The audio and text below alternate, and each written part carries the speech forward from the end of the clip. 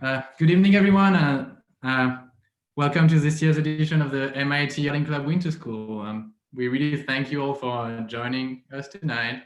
We're really excited to have you here online. My name is Florian. I've been involved with MITOC for a few years now. I've been leading a lot of trips, hiking and climbing, and taking care of rental gear. Cool. My name is Katrina. I'm the other Winter School chair, and I've been with MITOC for a couple years now as Winter School chair, hiking trip leader, and Intervale cabin manager, and I'm also an MIT affiliate. So yeah, welcome. We're really excited to have you all. Thanks for joining us tonight. For those of you who may be attending their first MITOC event tonight, I'm going to do a really brief introduction to the club. MITOC is a student-led club that has a particularity to be open to the community, which means that you don't need to be directly affiliated with MIT to join MITOC events. We are really open to all levels of experiences and abilities, so we really try to do our best to be welcoming of anyone who is interested in adventuring outside or just interested in trying. So really, we focus on teaching and learning skills that will enable everyone to enjoy the outdoors in a safe way. So our events are in general way more focused on mentoring rather than accomplishing art objectives. All year long, we in normal times organize trips that are led by trained volunteers. The most often it's hiking, skiing, or climbing, but we also do kayaking and mountain biking. Thanks. And another thing the club does is we normally have a rental gear for a really affordable price. We try to lower the barriers to getting outside. So we usually have an office rental on campus to get all sorts of gear you may need in the mountains. Now, Winter School. Winter School is a yearly event that is MITOC's biggest event, and to be honest, my favorite. Winter in New England can be a little intimidating because it's really cold and the days are very short, but I promise you that there is an incredible variety of experiences to have in the winter, and it might really become your favorite season if you like venturing out. The landscapes of the White Mountains in the winter are really exceptional, and in addition to that, you don't really have to worry about bugs in the winter, and usually it doesn't rain, but sadly, those years are changing a little. So the focus of Winter School is really to give you the skills you need to go on adventures outside in a safe way in the winter. So we're trying to make winter outdoor activity more accessible. The usual structure of Winter School is that during the week on evenings, we have lectures and guest speakers. And then everything you learn during the week, we go practice it in the mountain on the weekend, either locally or in New Hampshire. Sadly, we won't be able to do that part this year, but we're still really excited about the program we have for Winter School this year. About the specificity of this year, we have to do a very short disclaimer that we're going to be talking a lot about going outside and going on adventures, but that doesn't mean we're telling you to ignore the pandemic and to just go outside at all costs. The case, sadly, the numbers for COVID in Massachusetts and in neighborhood states is going high, and be responsible and be careful to avoid too much interaction and to put people at risk. There is also a travel order in place in Massachusetts, so you can't really go to New Hampshire easily. And if you do go out, in a safe way, be more cautious than usual, because it's not really a great time to put yourself at risk and put others at risk unnecessarily. So there will be other winters, and there will be more fun to have. But let's all be patient, and at the worst comes to worst, you can adventure at home trying to climb your bookshelf like Lulu did last spring. I'm not going to let Katrina talk more in details about the program of this edition. Cool. Thanks, Florian. All right. Well, as Florian said, Winter School has to adapt to the current situation and be conducted responsibly. So like many other events, we've decided to go virtual this year. And although we can't lead trips, like Florian said, we believe that our MITOC community can still provide an educational and thoughtful experience for participants and give you skills that you can apply in local adventures or future trips.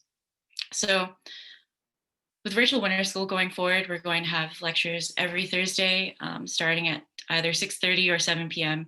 for the month of January. Several of our MITOC members will be covering a variety of winter activities, including hiking, camping, ice climbing, and skiing. And for our speaker lineup this year, we chose guest speakers that reflect the increasing diversity in the outdoor sports community. And so we're really excited for you guys to join us over the next coming weeks and hear from athletes with a variety of backgrounds and experiences.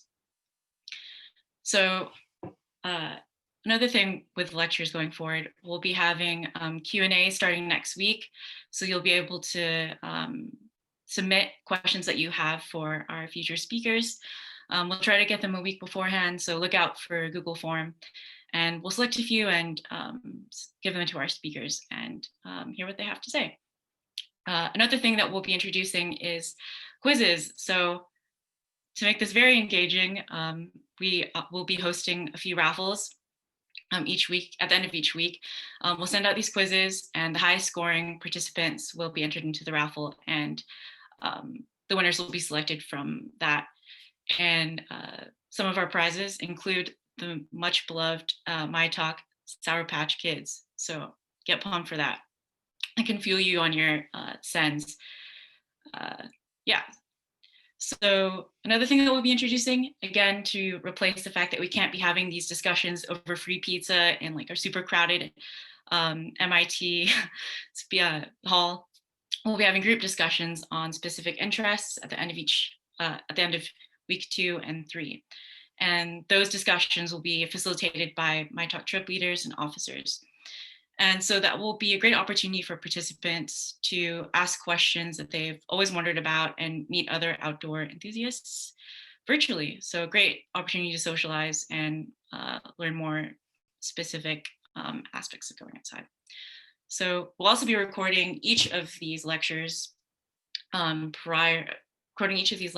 and making them available to participants afterwards. So if you miss anything, you can go ahead and check back on those. That said, so the schedule for today's lecture, the introduction by Florian and myself, and our MITOC members will be going over the basics of winter safety, as well as providing introductions to winter hiking and ice climbing. So the great thing about virtual winter school is that we've also been able to secure and invite a number of athletes that we would not have been able to if it was not virtual, essentially. So we're really excited to give you guys a sneak peek at our lineup.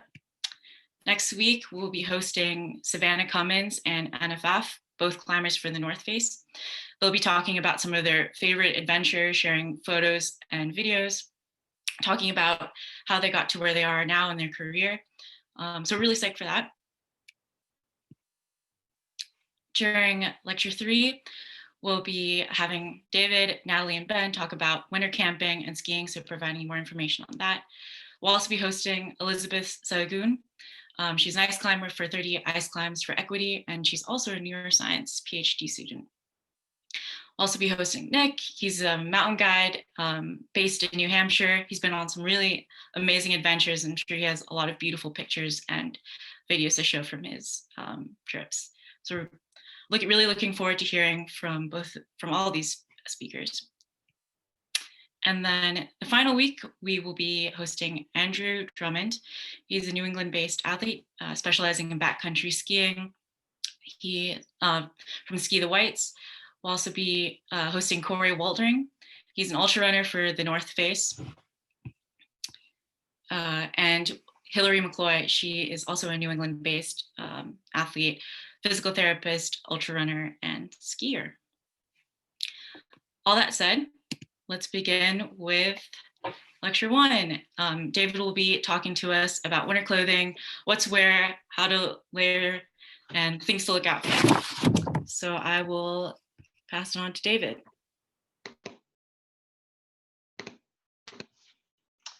Great. Hi, folks. My name is David Chang, and as we said, we're going to be talking about clothing, which is what to wear when you're playing outside.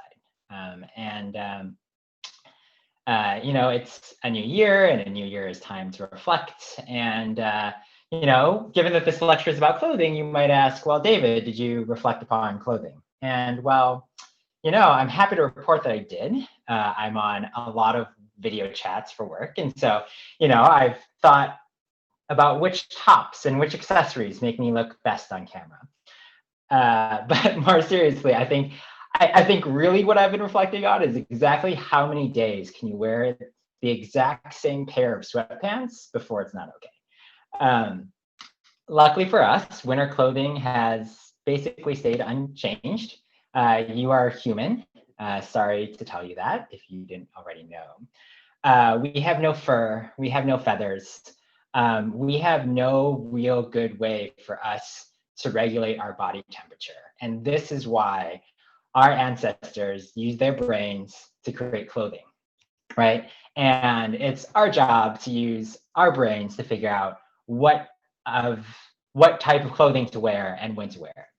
And so let's get started. And of course, graphs. Everyone loves graphs. So this is a one-dimensional graph. If you haven't seen a one-dimensional graph before, there's one axis called temperature. And on one side at the bottom, there's, you know, cold, as normal people would say it, or hypothermia. As you go up the temperature scale, you might end up all the way at the top and hypothermia, or what normal people would call hot. But really what you want to be is you want to be in that middle area, like to be warm, cool, happy, dry. Like this is the middle section, and that's where you want to be. I jokingly call that section thermia. Your body wants to be in this middle section. It's going to work really hard actually to keep you there. So for instance, if you start getting cold, you're going to start shivering in attempts to get yourself back up into the middle section. And if you're hot, your body is actually going to sweat. And once you start sweating, evaporative cooling takes place, and that's actually going to help cool your body down. And so again, your goal is basically just to keep yourself in this middle temperature zone. Like that's where you're happiest. Warm, cool, like that's kind of where you want to go. And so just to summarize, right, like warm and dry is good. Cold is bad. You don't want to be cold. You also don't want to be hot, because if you're hot, then you sweat, and then you're wet, and then you get cold. And you don't want to get wet other ways either, you know, by like, you know, getting wet or falling into a stream or something else. Like that's also bad. So basically cold, wet, hot, bad, warm and dry, good. And so you're like, all right, David, like this talk, can we nerd it up a little bit? And the answer is yes. Yes, we can. So here's an equation. Basically, your body temperature is a function of your exertion, your insulation, and your environment, right? So as our goal, as we talked about earlier, right, was to keep you in that middle section, to keep you warm and dry. And that means keeping T constant. And so you're like, great, okay, you go outside and the temperature of the world is actually really, really cold. Your environment is cold. So what do you need to do? Well, you need to increase your insulation, like also known as putting on more clothing, and you can increase the amount of exertion that you do. And similarly, if it's, you know, if you are finding yourself too warm, then you should find ways to either reduce your exertion reduce the number of layers that you're wearing, reduce your insulation, or if you have a magic wand and can change the temperature of the world outside of you, like that also works. I say that jokingly, but like there actually are things that you can do in terms of like being in a sheltered area where there's less wind or other things that can help you really control these sorts of things. So just as an example, right, like you're ice climbing, you're belaying, your exertion is basically zero, right? Like you're not moving. This also happens when you're like hiked, when you're hiking and you stop for a break, like your exertion comes down to zero. Like your options are basically to like layer up because there's really not much else that you can do. Similarly, if you're, above tree line and it's super cold, then, you're probably wearing a lot more insulation. You probably also don't want to stop and smell the roses because that will decrease your exertion. And so one of the common mistakes that people make when they're first going out into and playing in the winter is that they're really scared of being cold. Like it's not fun being cold. And so what they do is they sort of layer up and wear lots of clothes, and they bring out their biggest puffy and they put on some thick snow pants and they don't want to be cold. Well, this is a problem because that actually has so much insulation. And as you go out and you're hiking or you're doing other things, you're going to really increase that exertion, and then you're going to get sweaty. And then, as we talked about earlier, sweat makes you wet, makes you cold. One other subtle thing as we talk about sweat, wet, cold is that wet actually makes your insulation significantly less effective. And so when you sweat, not only are you having evaporative cooling take place, you're actually losing insulation. It's the equivalent of taking off a lot of layers. Yeah, so that is what we've got. That's the theory of, and I jokingly call this my 2 laws of thermia, which is 1, the Goldilocks principle, right? Like you want to stay in the middle. Warm and dry is good. Cold and bad is, oh, I'm sorry, I forgot to flip slides. Sorry, Goldilocks principle, warm and dry is good, cold, wet, or hot is bad. And then the second law of thermia is basically named after Nelly and his song Hot in Here. If it's getting hot in here, then maybe you should take off some clothes. On the contrary, if it is cold, then maybe you should increase the number of clothing, the amount of clothing or exertion. Basically, use your layers effectively, use your head, and make sure that you're staying at a constant temperature. So that's the theory of clothing. Let's talk a little bit about what that specifically means. And as you're going out to either buy or figure out what's in your closet that you can wear, what that means much more specifically. So what you want is actually, there's kind of 3 types of clothing that you're gonna end up using. There's a shell layer. You can think of this as sort of a raincoat or something of that nature. And its goal is really to keep wet and wind out. The downside of it is that it keeps wet in. If you've ever tried to do any exercise in your raincoat, you will find that you will be more wet inside than you are, because it just keeps all of your sweat and all of your moisture inside that coat because it's not water permeable. The other layer, the second layer that you're sort of interested in looking at is an insulating layer. This is a down, a fleece, something that really keeps you warm. That's the pro. The downside, again, is that it keeps you warm and it keeps the heat in. And as we talked about, keeping heat in is not always the thing that you want to do. Your goal is to stay warm and dry. You need to keep that temperature constant. It is possible to have too much heat. And then lastly, you're looking for a base layer. This is one that's closest to your skin. It is sweat wicking, it dries quickly, it covers all of your skin to protect it from wind. It's comfortable.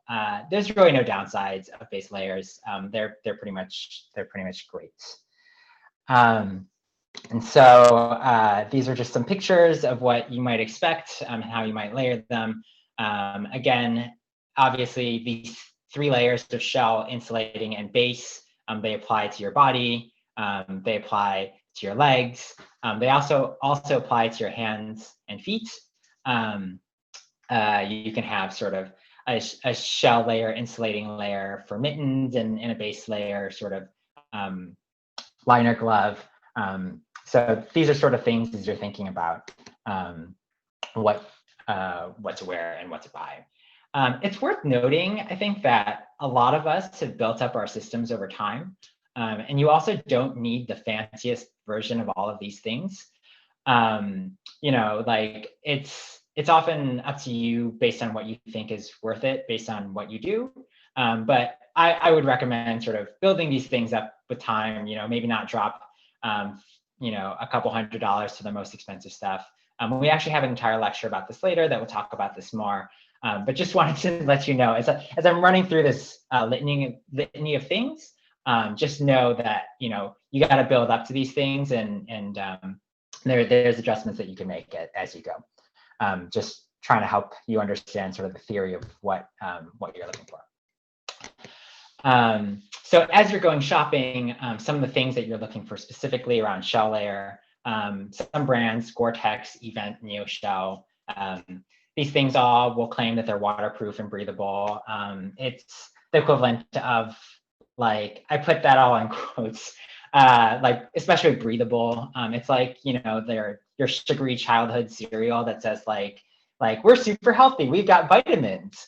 Like it's just like by its nature, like if it's waterproof, it's not going to be breathable. And so just keep that with a grain of salt. Some brands, Gore-Tex is definitely better at venting and breathing than others. You're looking for something that's easy to take on and off, right? Like as you talked about earlier, like if you're trying to keep your temperature constant, you got to keep adjusting your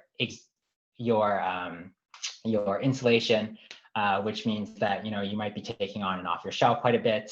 Some have pit zips in the jackets to help you vent your armpits. For pants, some have side zippers that help you vent. The side zippers also sometimes are flexible enough that you can take your pants off without taking your boots off, which is super handy.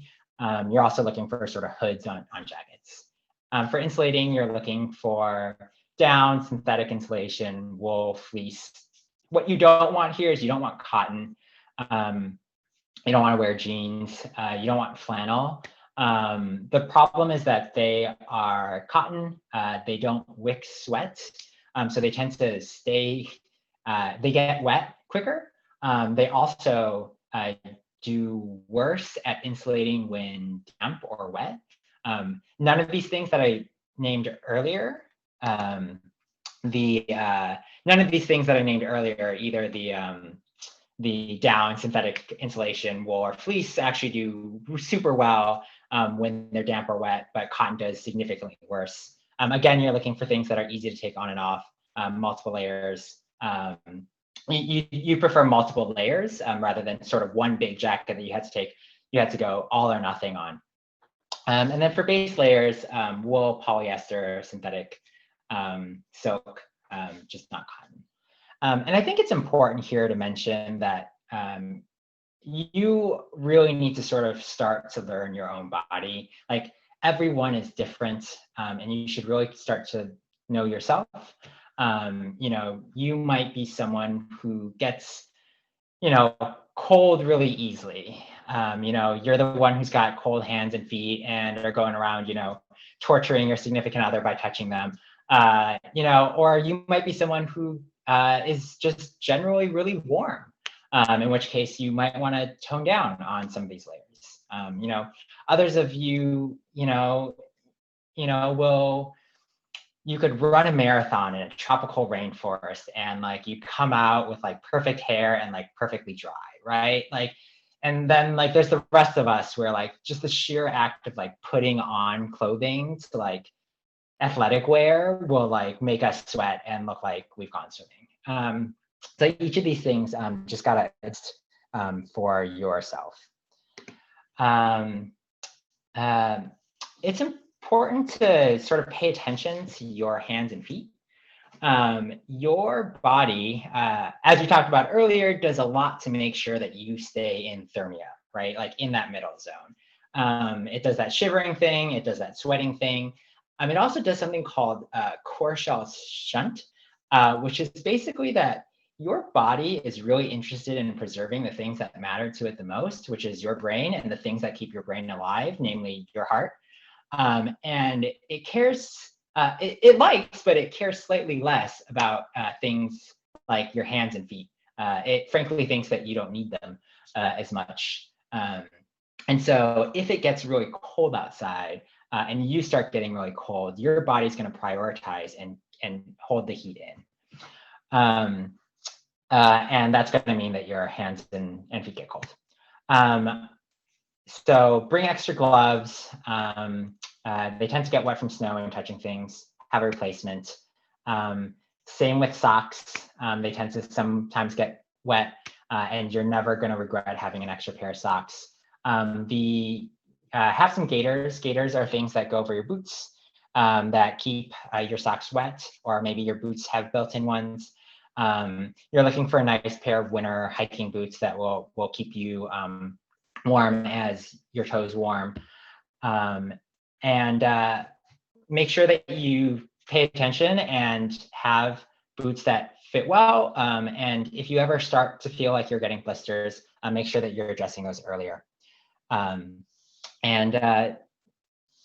Yes, okay. One of the other interesting things about winter is that it's typically snowy. Sun reflects really well on snow. And so as a result, you actually want sunglasses and sunscreen. Beach ball is optional. There are also high winds, which typically means that you want to make sure that all your skin is covered. So with that, basically, remember the two rules, Goldilocks, you want to be warm and dry, that's good. Cold, wet, hot, bad. And then you also want to remember to adjust your layers and to exert yourself and stay warm. Great. That is it for me. Thank you so much, David. If you have any questions, please feel free to send them to the Q&A, and we'll introduce our next speaker, which will be Aileen, to talk about essential gear.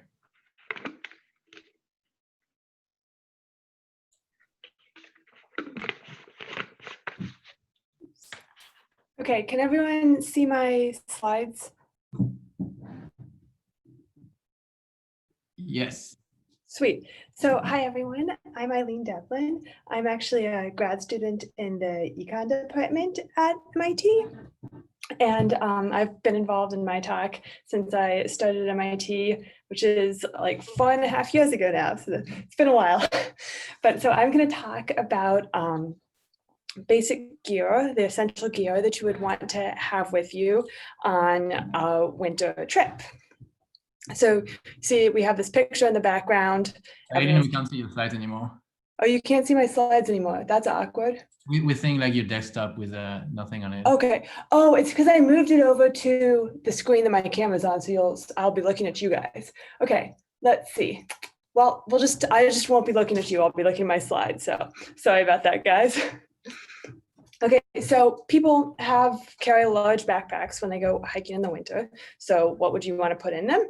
So when you're thinking about this, you want to think about questions like what you're likely to want with you on the trip, what your less responsible friends who you're hiking with are likely to forget, and that you might want to be a good deed doer and help them out.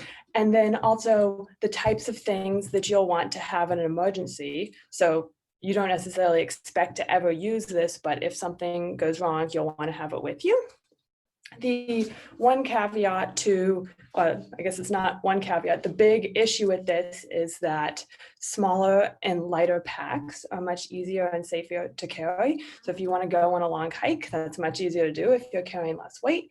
And you have the safety issue because obviously if you have a ton of weight on your back, your balance is worse and like you have to go slower. So you can't just be like, oh, well, I will hike out if things don't work so well. So kind of now I'm going to go through a bunch of different items that you want to kind of like think through and consider how much of this do you want in your pack, that kind of thing. So the first item that you'll want to have with you is food. So the big question here is what kind of food and how much of it. So we're going to have a talk in a bit about what you would want to eat. Kind of the key points to think about are this food will get frozen if it's during the winter, so you should be able to eat it frozen. And also kind of think about both the what do you want to have with you, but also kind of the for emergency preparedness, what happens if your trip's longer than expected, or maybe you don't really know how your body responds to cold and exercise. So you want to bring extra, at least if you're pushing your limits. The next thing you'll want to think about is having water with you. And so when you think about how much water to bring, you need to consider like how much do you expect to drink, but also kind of for the emergency preparedness, like, well, what if I spill a bottle of it? What if the trip takes longer than expected? What if my friends forget their water bottles? Like, what are you can do about that? So then you should like, I typically bring like 2 liters for a day hike, but you should kind of like adjust, bring more to start with until you kind of know your systems, know what you need. You also like sometimes you can, if you're going to pass a creek and want to carry a water purifier or something like that, you can carry less water. So that can save you a lot of weight. The other thing you need to remember about water is that it does freeze. And I, for one, much prefer drinking liquid water.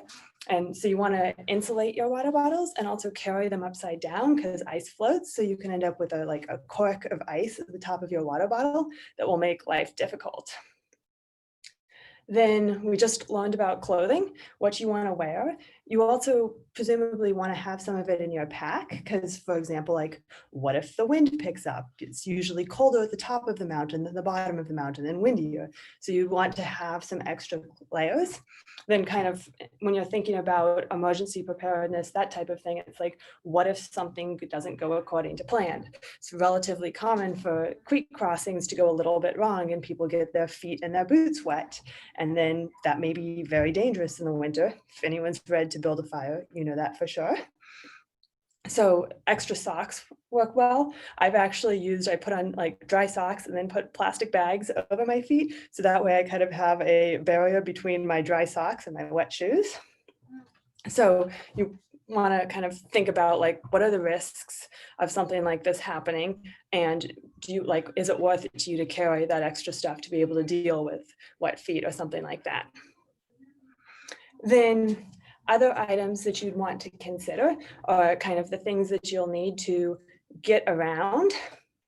So light is useful. Headlamps work very well for this. We all know that when you take batteries out into the cold, they tend to die quicker. I'm sure you guys have experienced this with your cell phones dying a lot faster than you expected when you go outside in the winter. But a key point here is to remember to bring spare batteries if you think you might need them. So a funny story about headlight batteries. So this summer, a friend of mine and I hiked the Pemi Loop. And so this is like a 25 or 30 mile hike. So we started before sunrise and we were anticipating ending before dark. But so it was like 5 in the morning, we were hiking along in the dark and she was getting hot. So she took her hat off to kind of cool down. But when she did this, she knocked her headlamp off and then she was like, Eileen, my headlamp just opened and the battery fell out and I can't see it in the dark.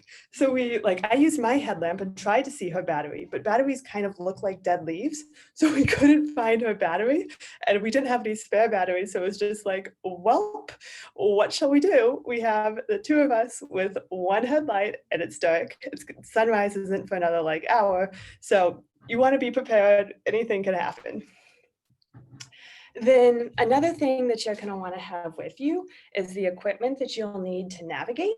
So a lot of times, at least when I'm going around Boston, I just bring my cell phone and I'm like, well, my cell phone will tell me where to go and I don't need to worry about navigation.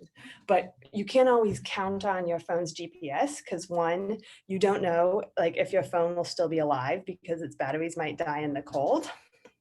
Another thing is that you're likely not to have reception that you need to download your map. So you can like download your map ahead of time, but even then you might not have your cell phone. So kind of having then the battery may die. So it's good to have a map and compass and know how to use them. Kind of obviously you don't always need these with you. If you like are going on a very familiar trail, it might not be worth the cost of carrying them, but it's something to think about. You want to know how to get where you're trying to get. One consideration here is that trails can be a whole lot harder to follow when they're covered with snow. So if you've done them in the summer, it's not the same to do them again in the winter. And again, if there's a whiteout when you're above tree line, it's like, oh, you may be like, I just follow the cairns, but you might not be able to see them. And so you should have a plan for that. Then another thing that you want to consider is kind of how you're going to signal and communicate with other people if something goes wrong. So kind of if you're with a group and you get separated from your group and need to like get help from them, a whistle can be useful, which again, as they say on the slide, some backpacks have a built-in whistle, but sometimes a whistle is not going to be enough to call for help if you need help not from other members of your group, but kind of emergency responders or people elsewhere. So then you might want to have like, sometimes a cell phone will work for that, but especially in the whites, you don't want to count on it because reception is pretty spotty. So then maybe if you're doing something kind of particularly remote and dangerous, maybe you should think about having a satellite communication device like an inReach or something like that. So obviously this depends on kind of the risks of your trip, how long it is, where it is, but something you should think about what you'll need to signal.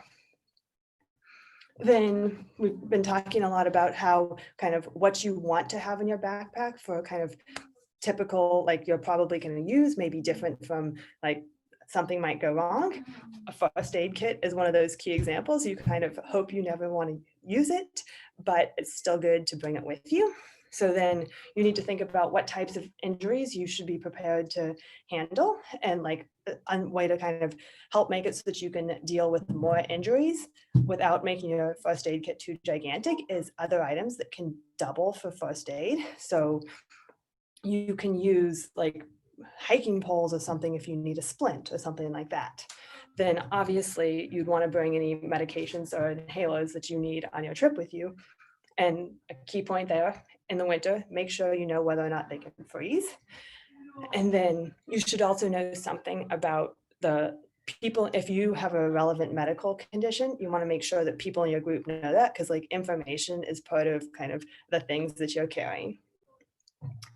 Another thing you want to consider is shelter in case someone gets injured or you guys get lost, or like a bridge is swept away in a flood so you can't get back to your car. The cars are towed when you show back up at the trailhead, who knows?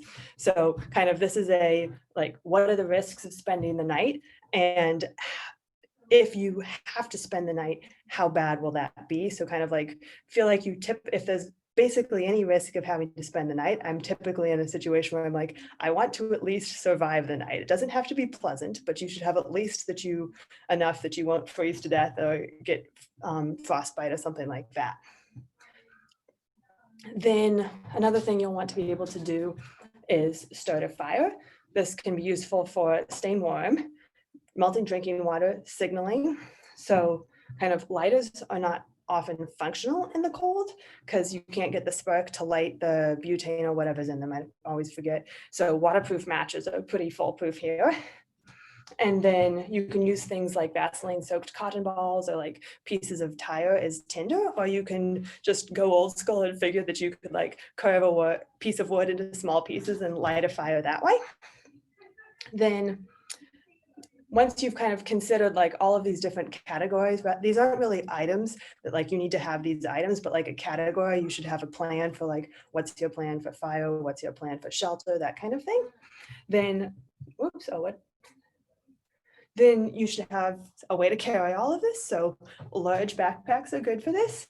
And then if you're new to like long winter hiking with huge backpacks, it's always good to try to find a backpack with a hip belt because they're much more comfortable. So if you don't have one, find a friend who has one and you can borrow it from them. Then other useful stuff, here's a list of other, we'll send the slides later so you can read through these later. But I just want to summarize kind of when you're thinking about what to put in your pack, you in general want to trade off the comfort and convenience and emergency preparedness of having all of these extra things against the effort and the risks that are caused by carrying a heavier and larger backpack. So just kind of like think about the categories of things you kind of want, like, oh, food, clothing, shelter, that kind of thing. And it's like, what are the risks? Like, what are the risks that I face on this trip? And what are the benefits of having these extra things, and try to balance those off. So in general, when you're new to something or trying to kind of push your limits, you want to be a little bit conservative and maybe bring more than you think you'll need. And then kind of you can narrow things down and move things out of your backpack that you don't tend to use once you've got a little bit more experience, though always remembering things for emergencies you don't expect to use, so you should keep them even if you don't use them. Cool. I'm not sure if we have time for questions. It looks like people have been doing a good job answering questions in the chat. Yeah, I think that we should proceed to the next speaker. Thanks so much, Eileen. That was really great.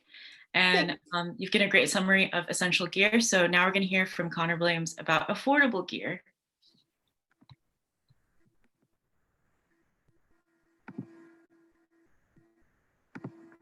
All right. Hello, everybody.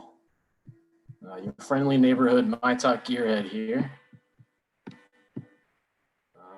Let's go to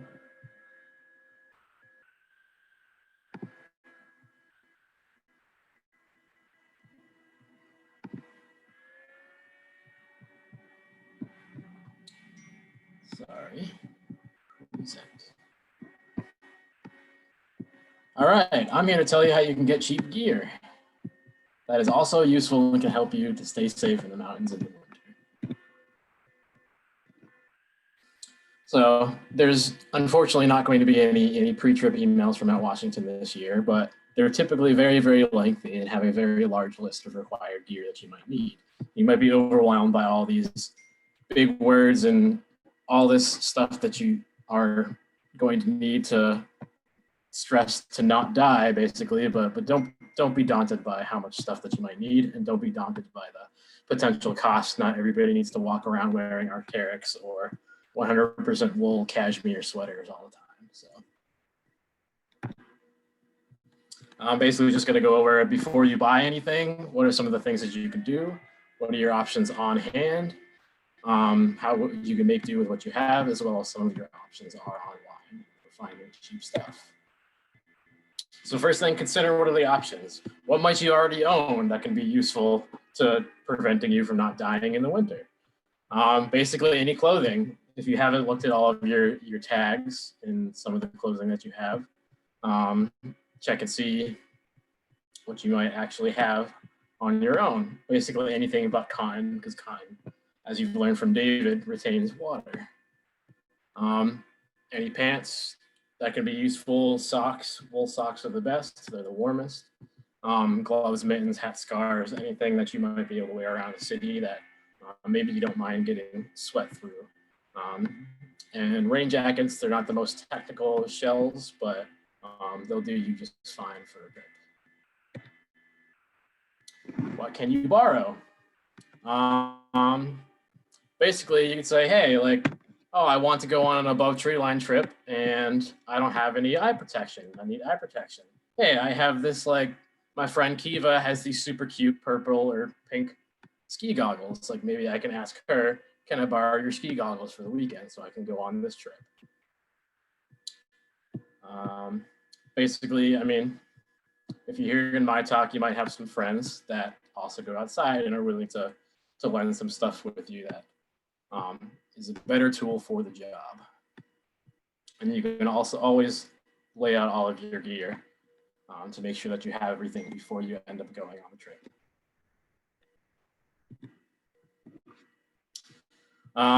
Not super relevant this year, but what can you rent from MITOC? MITOC has a bunch of availability to rent stuff in the winter, especially for trips when we would typically go out every weekend. But once COVID restrictions are lifted, MITOC has plenty of options you can borrow for some of the more technical equipment you might need. And you can see everything that's possible you can get online as well. You can definitely get creative. You don't need to have the most expensive of equipment. Ski goggles are nice to have, but you can get away with just a pair of sunglasses. For a number of years, I used a pair of Google sunglasses that I got for free in college that were sponsored by Google, and it works just fine because it's a pair of sunglasses. Some of you MIT nerds might have some lab glasses laying around. I use lab glasses for mountain biking, basically, because they work just fine. Not the most biggest and bulky ones, but they are great eye protection and they can work just fine. So think about some of the items you might be able to get and use them for a purpose other than what it was originally intended to, if it serves the job. More options to get creative. If you are a commuter in the city, you might have a bike light, but you may not have like a Petzl technical hiking headlamp. So that can work for the most part. You may not have technical mountaineering mittens, but if you do have just a pair of gloves, and you can buy a pair of cleaning gloves that you can put over that are waterproof, and that will serve the same purpose.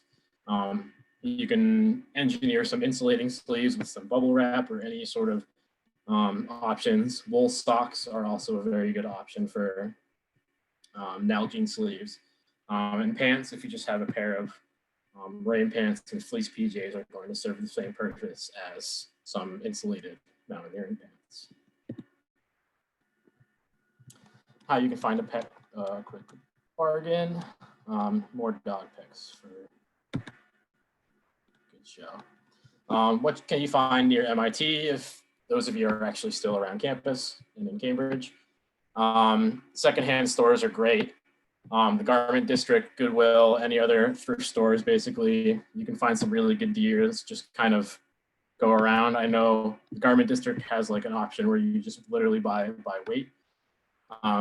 Just look at the tags and see what options you have.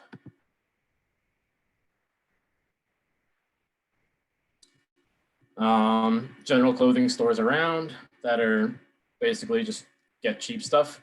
I've bought a number of just cheap wool sweaters from TJ Maxx and Marshalls. They're not technical, but they'll do the job. They're super warm and comfortable. Outdoor specialty clothes, they're the more expensive options, but if you need a very specific piece of technical gear, or you just have a specific one that you want, they are around there. MITOC does sell some stuff, though not right now. Things like headlamps and Nalgenes and stickers and ski straps and stuff like that.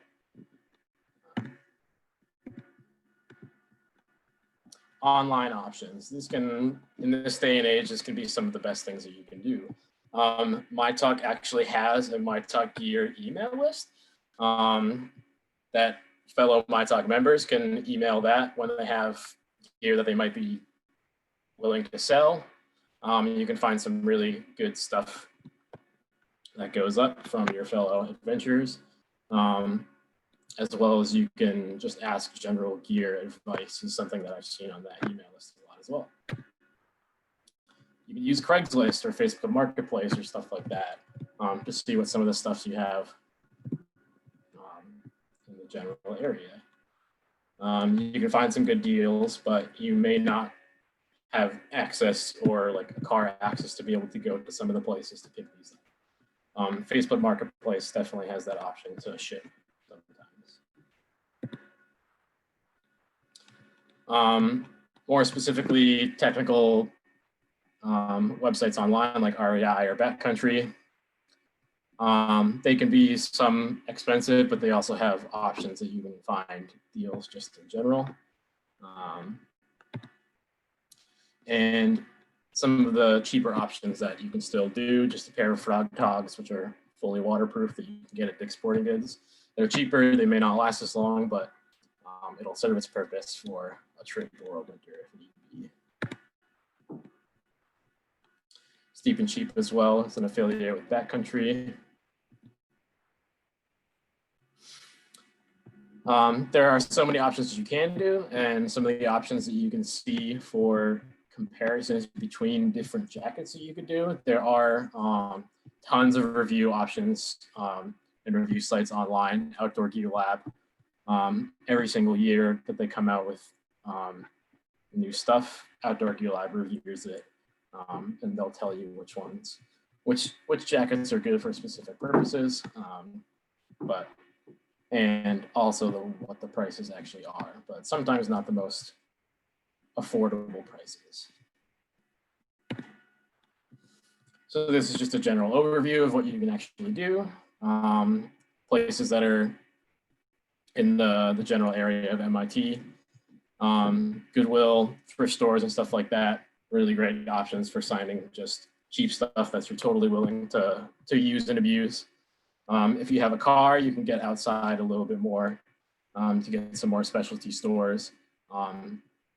MITOCers typically adventure in the White Mountains, so there are some great options like IME is a used outdoor equipment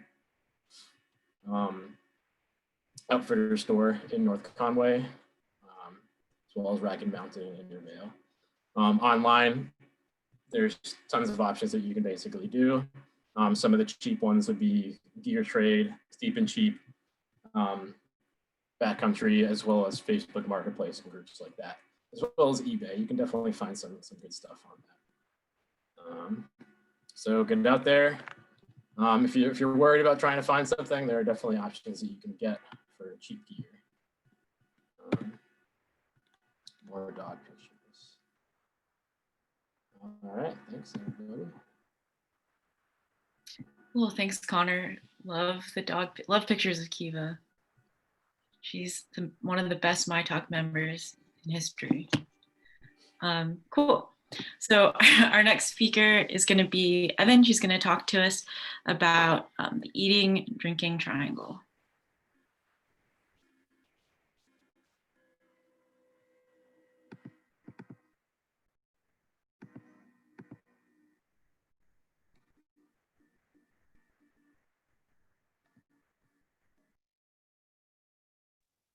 Evan, unmute yourself. Oh no, I'm so sorry. Okay. I'm going to talk about the triangle of happiness, which is basically basic things that your body needs to do in order to be happy outdoors. These are all things that you might not have to think about at all in the summer, but they require a little more thought and planning in the winter. But don't worry about that, because with some basic strategies, you can be warm, happy, and full of energy pretty much all day. So the triangle of happiness is eating, drinking, and peeing. So to start with drinking, how much water do we lose in a day? So I don't know if this might not be the most scientific because I just Googled these numbers, but basically you're gonna pee out more than 1 liter every day. You're gonna sweat about half a liter, and you also lose a bunch of water when you exhale because of all the vapor in your breath. And those are just baseline numbers, which don't even take into account the fact that you're going to lose more water when you're doing something strenuous and you're sweating more, or when it's cold and dry, which it often is in the mountains. So in order to make sure you don't dehydrate and you meet that water need, it's important to hydrate. I think she's back. Okay, I'm back. I'm sorry. Can you guys see my screen? Yep. No, not yet. I'm gonna have to reshare it. All right, is it good?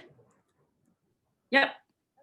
So as I was saying, hopefully I said this before my internet bleeped out for a minute. In order to meet your water needs, you should plan to bring 2 full liters on your trip, and also drink more water in the morning before and in the evening after. So sometimes that means, like stopping on the way home and getting a drink. And if you have something insulated that won't freeze while you're gone, you can leave extra water in the car. So now let's move on to choosing a water bottle. So this is another thing that you don't have to think about in the summer, but it's a little bit more important in the winter. So first of all, we want one with a wide mouth, and that's because things with a narrow mouth, just a small amount of ice can plug it up. Second, we want one that can hold hot or even boiling water and won't melt. So a lot of like cheaper plastic water bottles could melt if you put something really hot in them. I think it's best to bring 2 1-liter bottles. I guess you could bring a lot more smaller ones, but it's not as efficient. It's really important that it's a non-leaking cap. And for this, I would say you want the simplest possible cap. So usually just like a basic screw cap. I've definitely seen cases on MITOC trips where somebody's water bottle that had one of those little flippy tops, just like the flippy top kind of malfunctioned and got water all over everything. So a really simple just screw on top is definitely the way to go. Hydration bladders are really great in the summer, but in the winter, same as with the narrow mouth bottles, it doesn't take much for the hoses to just freeze up and you can't drink your water, so avoid those. Metal bottles can be good, but keep in mind that they can get really cold, which is unpleasant for your hands or your mouth to touch. So with all these considerations in mind, I think the easy answer here is to just buy an Nalgene. They're one of the cheapest bottles on the market. They're extremely sturdy. You can put boiling water in them and you can get them pretty much anywhere. In a normal year, MITOC sells them in the office, but right now, I think you can get them at most like college bookstores or outdoorsy stores. All right, so let's move on to filling your bottle. So as I mentioned before, you should start in the morning by filling your bottle with boiling water because over the course of the day, it's going to get colder and colder.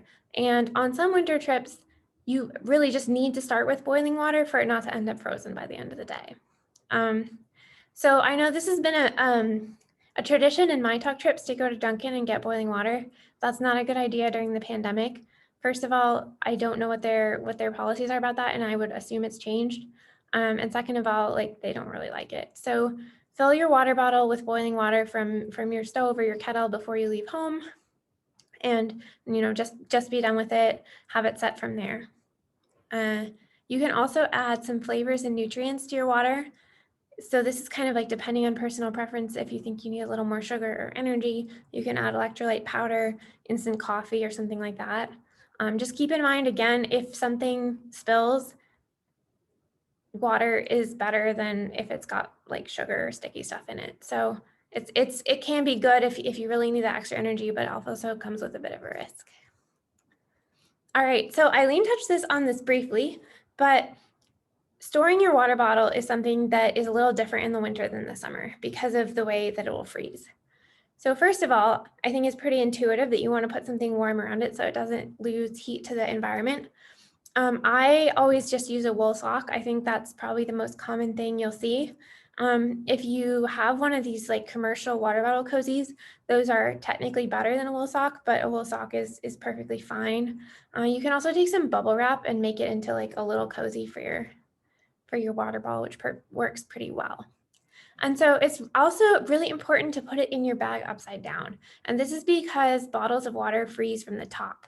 So if you put it right side up and it starts freezing, you could end up with a bunch of perfectly drinkable water that you can't drink because it's trapped under a layer of ice. So what you want to do is put it in your bag upside down. If it starts to freeze, the ice will be at the bottom. You can turn it right side up and you'll have a bunch of water still to drink.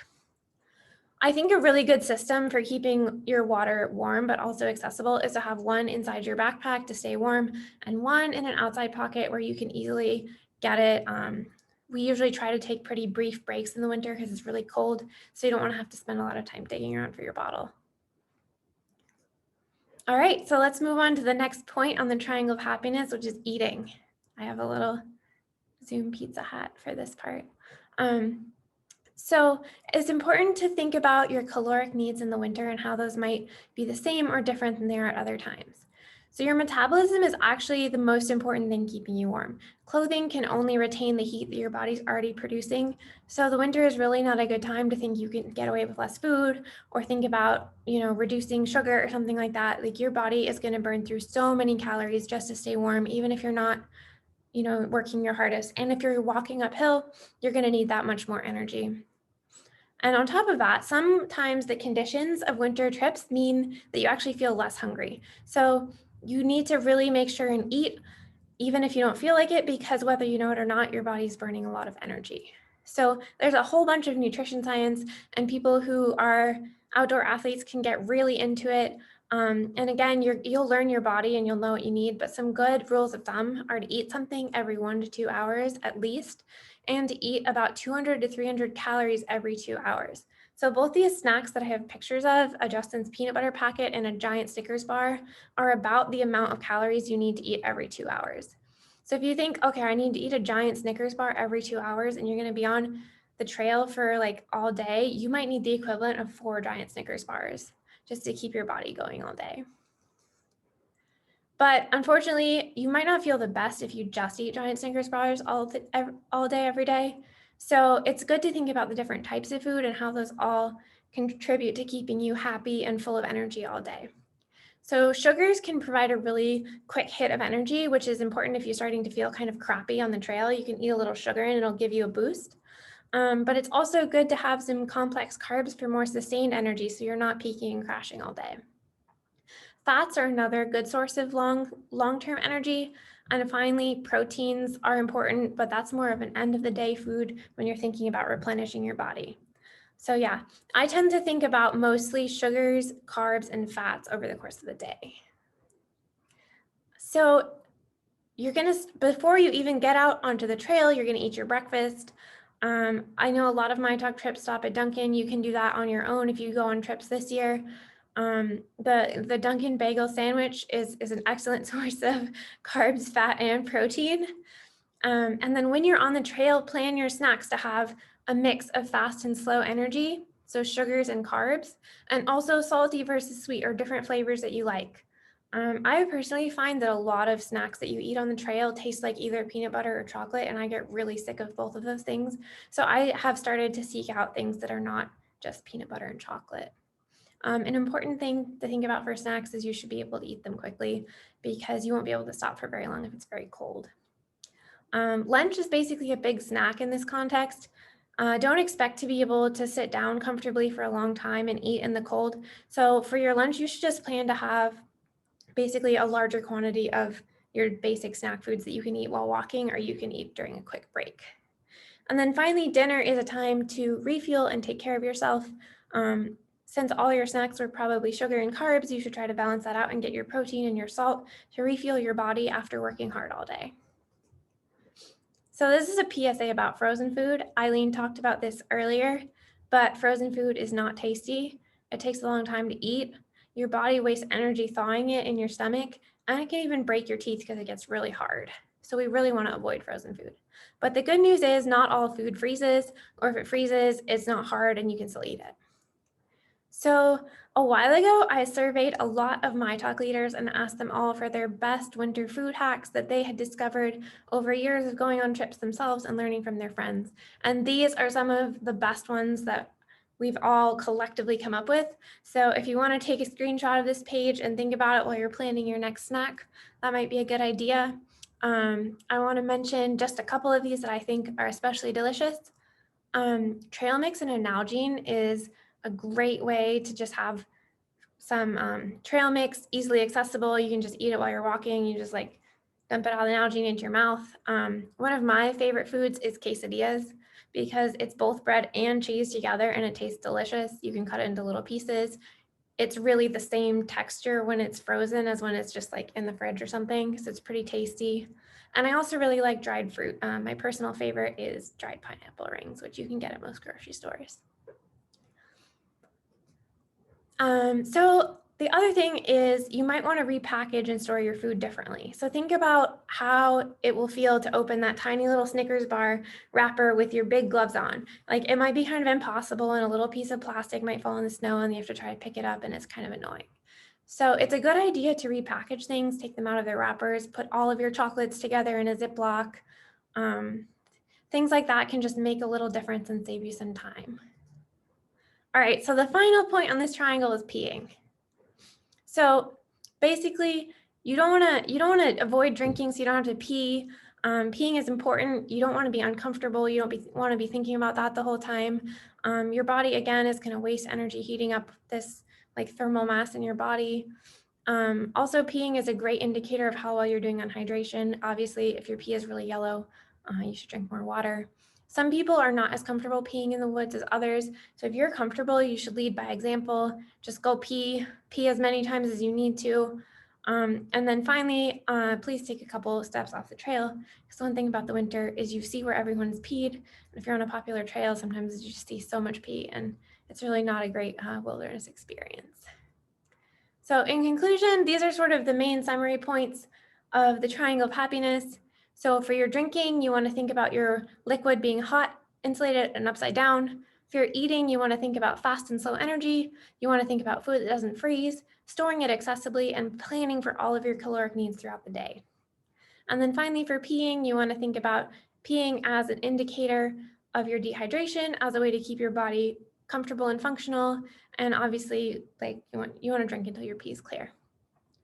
And this might seem like a lot of to think about, but just remind your friends to have a snack when you're having a snack. Call out when you're going to go pee, and someone else will be like, "Oh, I gotta pee too," and always say, "Oh, I need a water break," and then everyone will stay hydrated.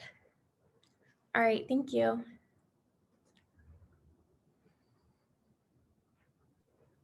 Great, thanks, Evan. That was a really great overview of the triangle of happiness. Our next speaker is going to be Abby, and she's going to tell us what to do when nature calls. Hello, can you see me? Yes. Okay, great.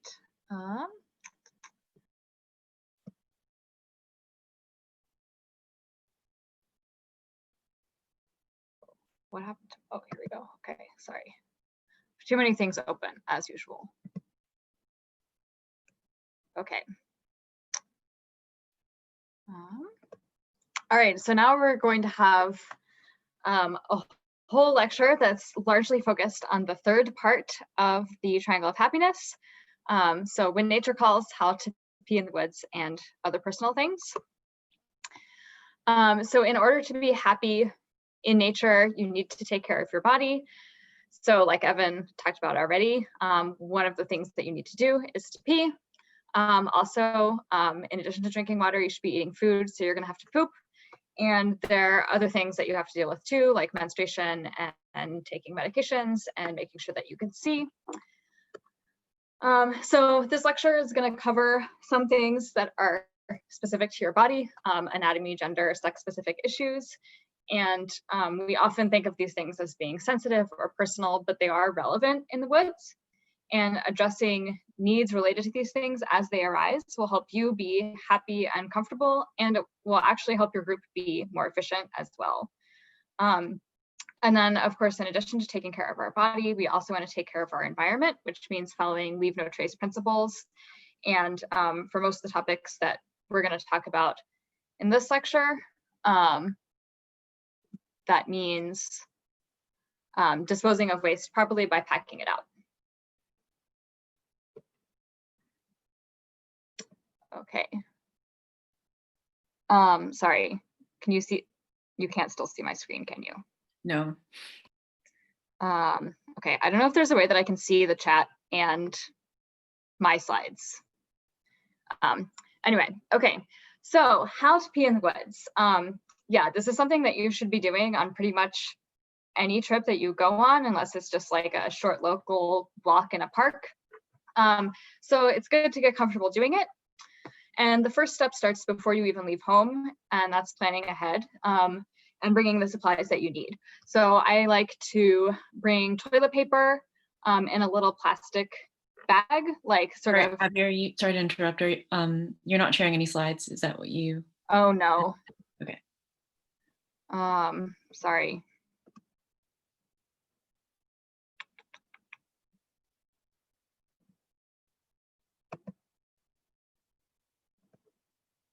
Okay, can you see them now? Yeah, great. Okay, great. Yeah, so before leaving home, you want to plan ahead and get the supplies that you need. So like toilet paper, I like to put sort of a single use amount of toilet paper into a plastic bag with a disposable glove, and I'll talk about that later. So pack several of those for a day hike. And then I also have this other bag that I can use to put the trash in.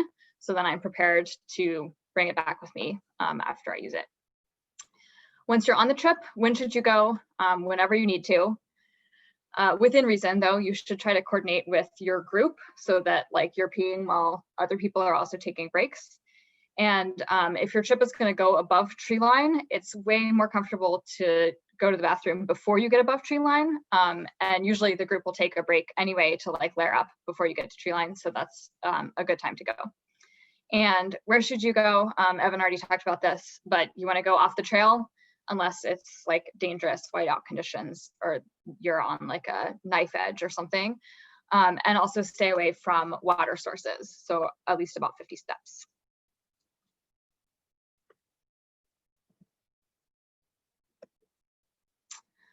When you're figuring out where to go, what should you do about privacy? One really good option is to use a tree.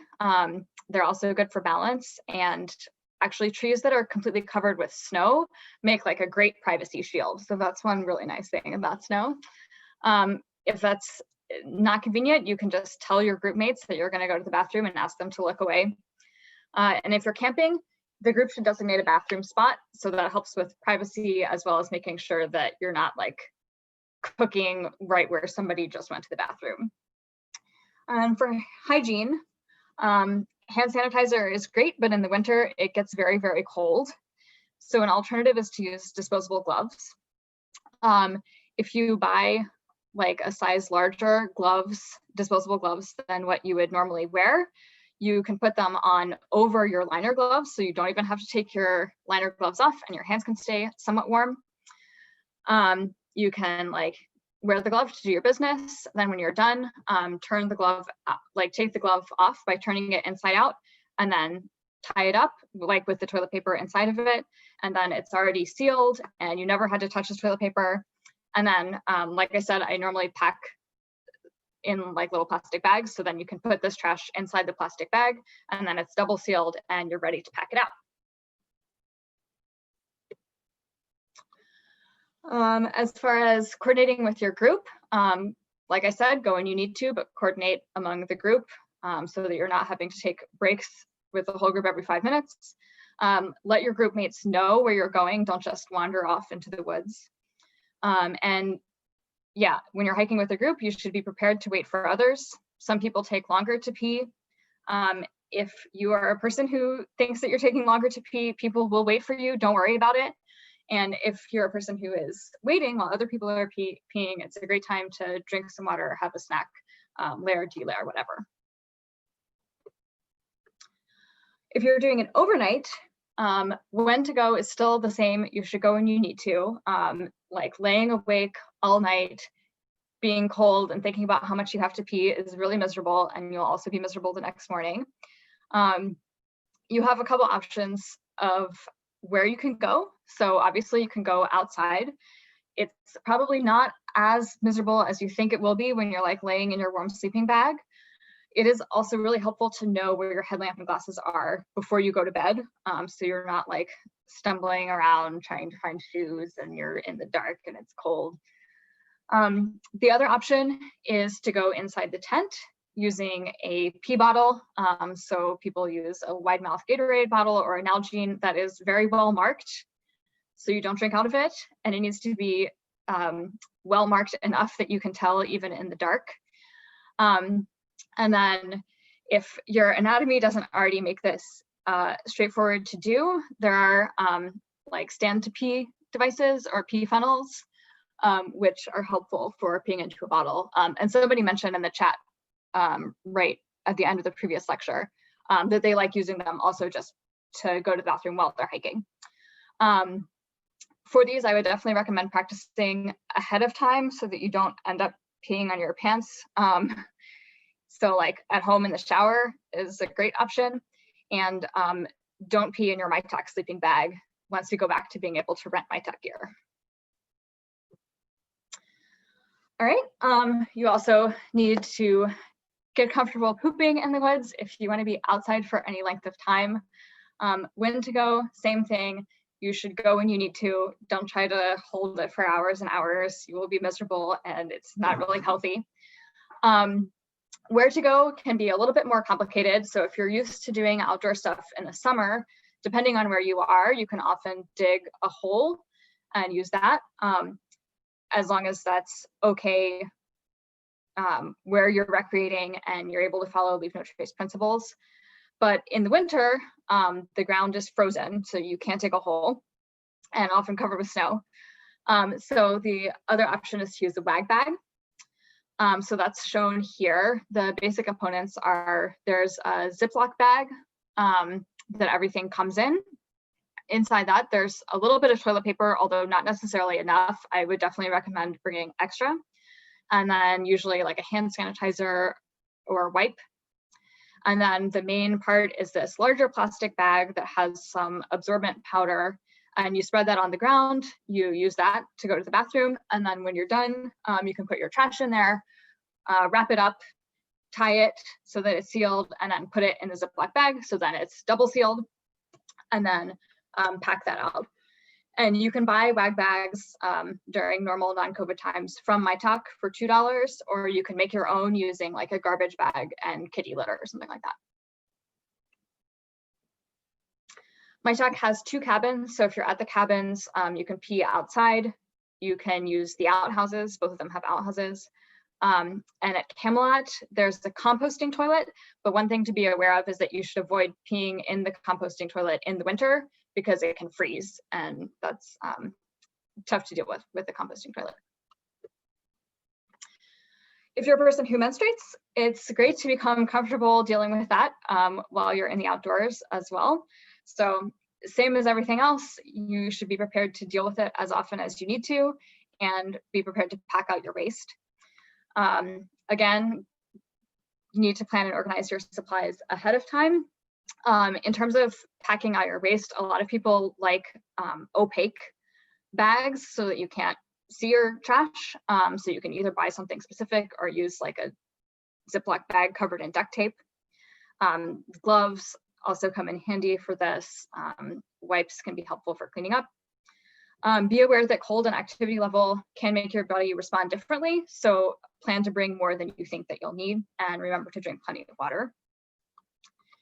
In terms of your actual sanitary supplies, there are a bunch of different options, and this all comes down to personal choice.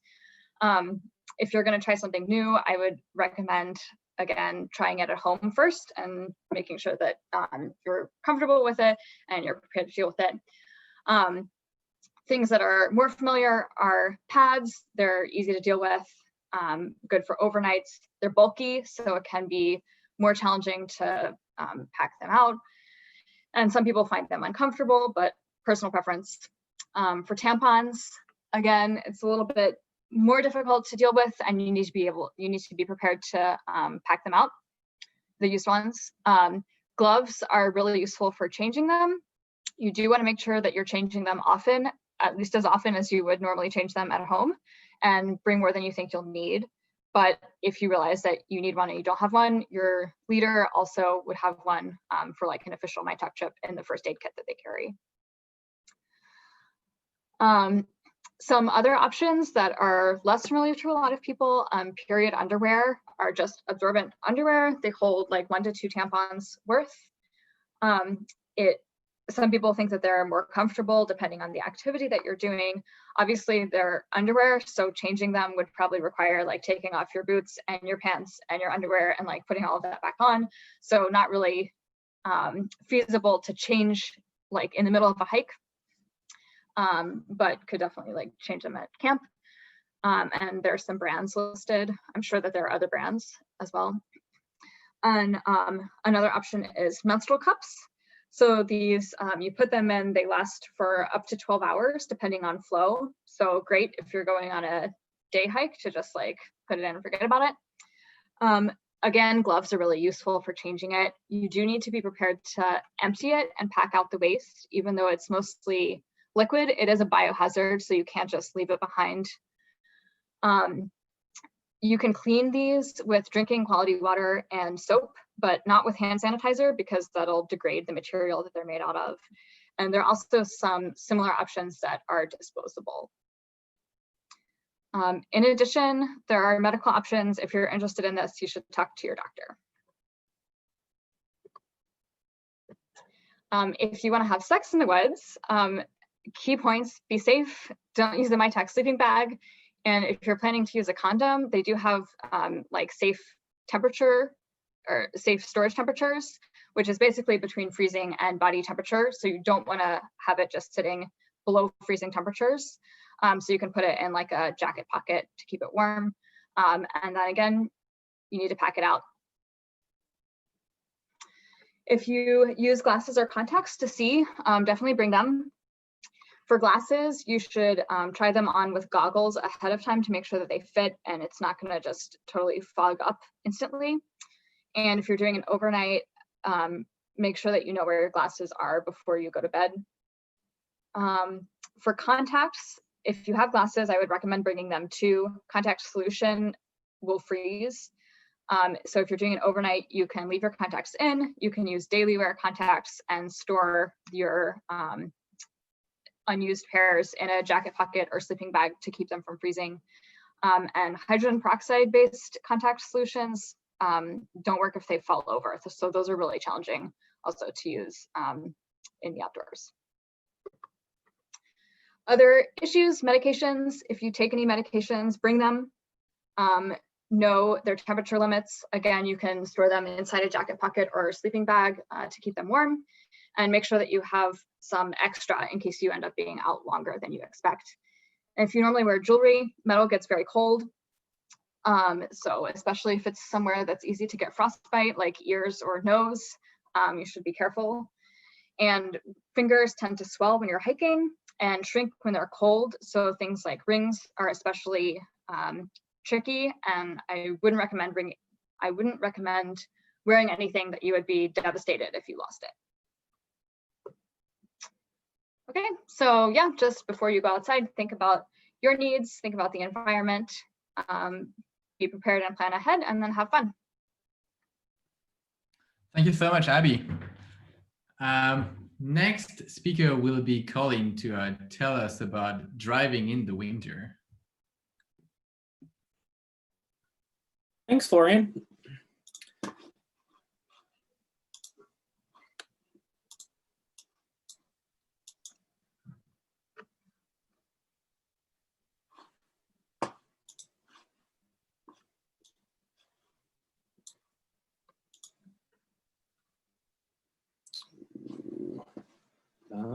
I might be right back. I think I need to quit Zoom to allow me to present. So I will be back in 1 second.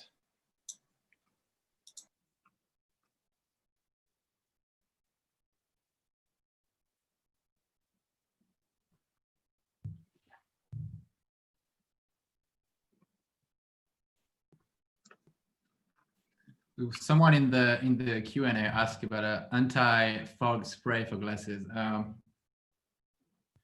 To be honest, like my take on a fog is that it happens when it happens, and there's not really any good way to prevent that. So I feel like for glasses, it's not too much of a problem, but it can become for ski goggles if you're above tree line. So just bring 2 of them and put them in your jacket so that they warm up. There is no really magic answer for the fog.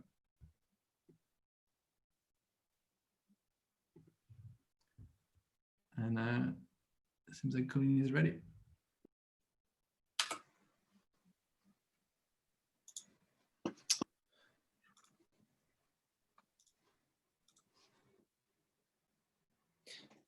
Great. So I'm going to talk today about winter driving. My email is listed here on the slide and will be listed on the last slide if people have questions or want to ask anything. We also have a separate Q&A tab from the chat that people can ask questions that will stay private until one of us answers them, and then everyone will be able to see them. But winter driving in general can be super stressful.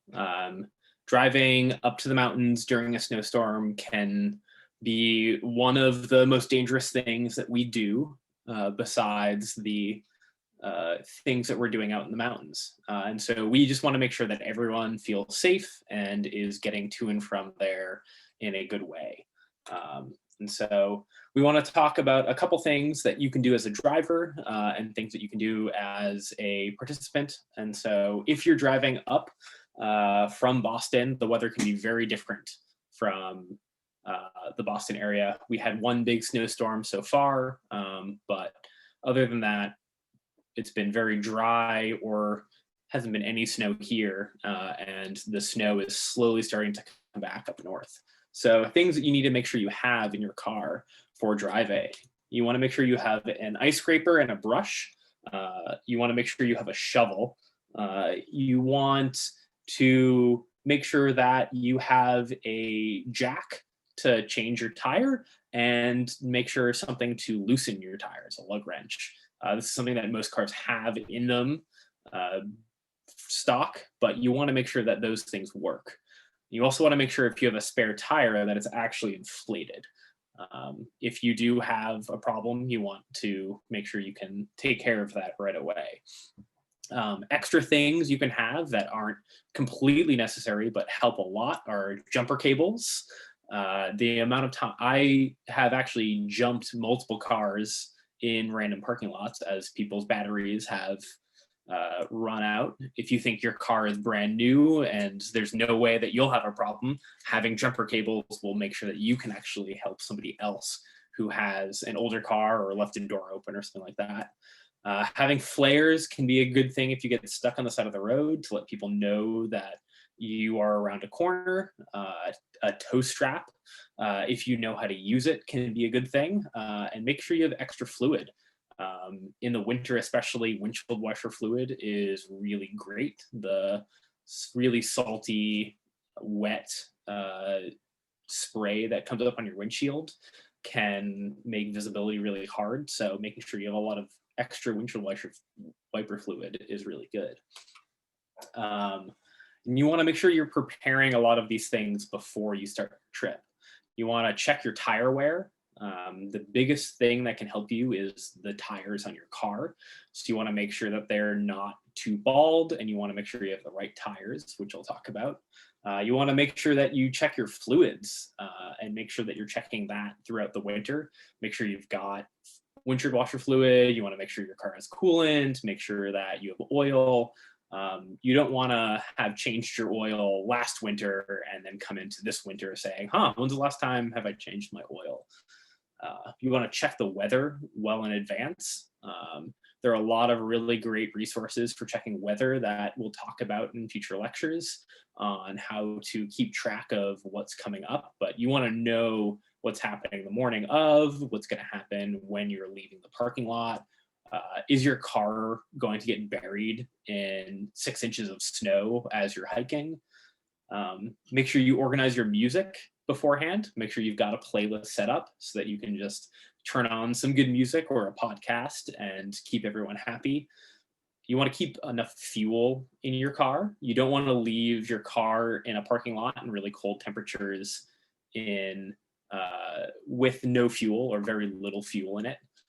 Cars can have a lot of trouble starting if they are on empty. And you want to make sure that you clear all of the snow off of your car when you're leaving any of your parking spots. You want to clear the snow off of the top of your car. You want to clear the snow off of all of your headlights, your taillights. Make sure that everything is clear. Anything that can fly off as you're driving on the highway, you want to make sure that you are taken care of before you leave anywhere that you're at. And you also want to make sure that you know your limits.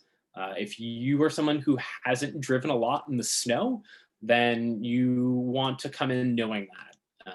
And you want to make sure that you're driving slower than you normally would when the roads are nice and dry and clear. And you want to make sure that all of your movements are really smooth and slow. If you're going to be even changing lanes, the classic thing in New England is there's one lane on a 2-lane road that is mostly clear, and then there's one lane to the left that has a whole lot of snow on it. And you just want to make sure that if you're moving from one lane to the other, that you are very slowly moving your car from one lane to the other. You don't want to make any sudden movements. You don't want to be swerving from one lane to the other.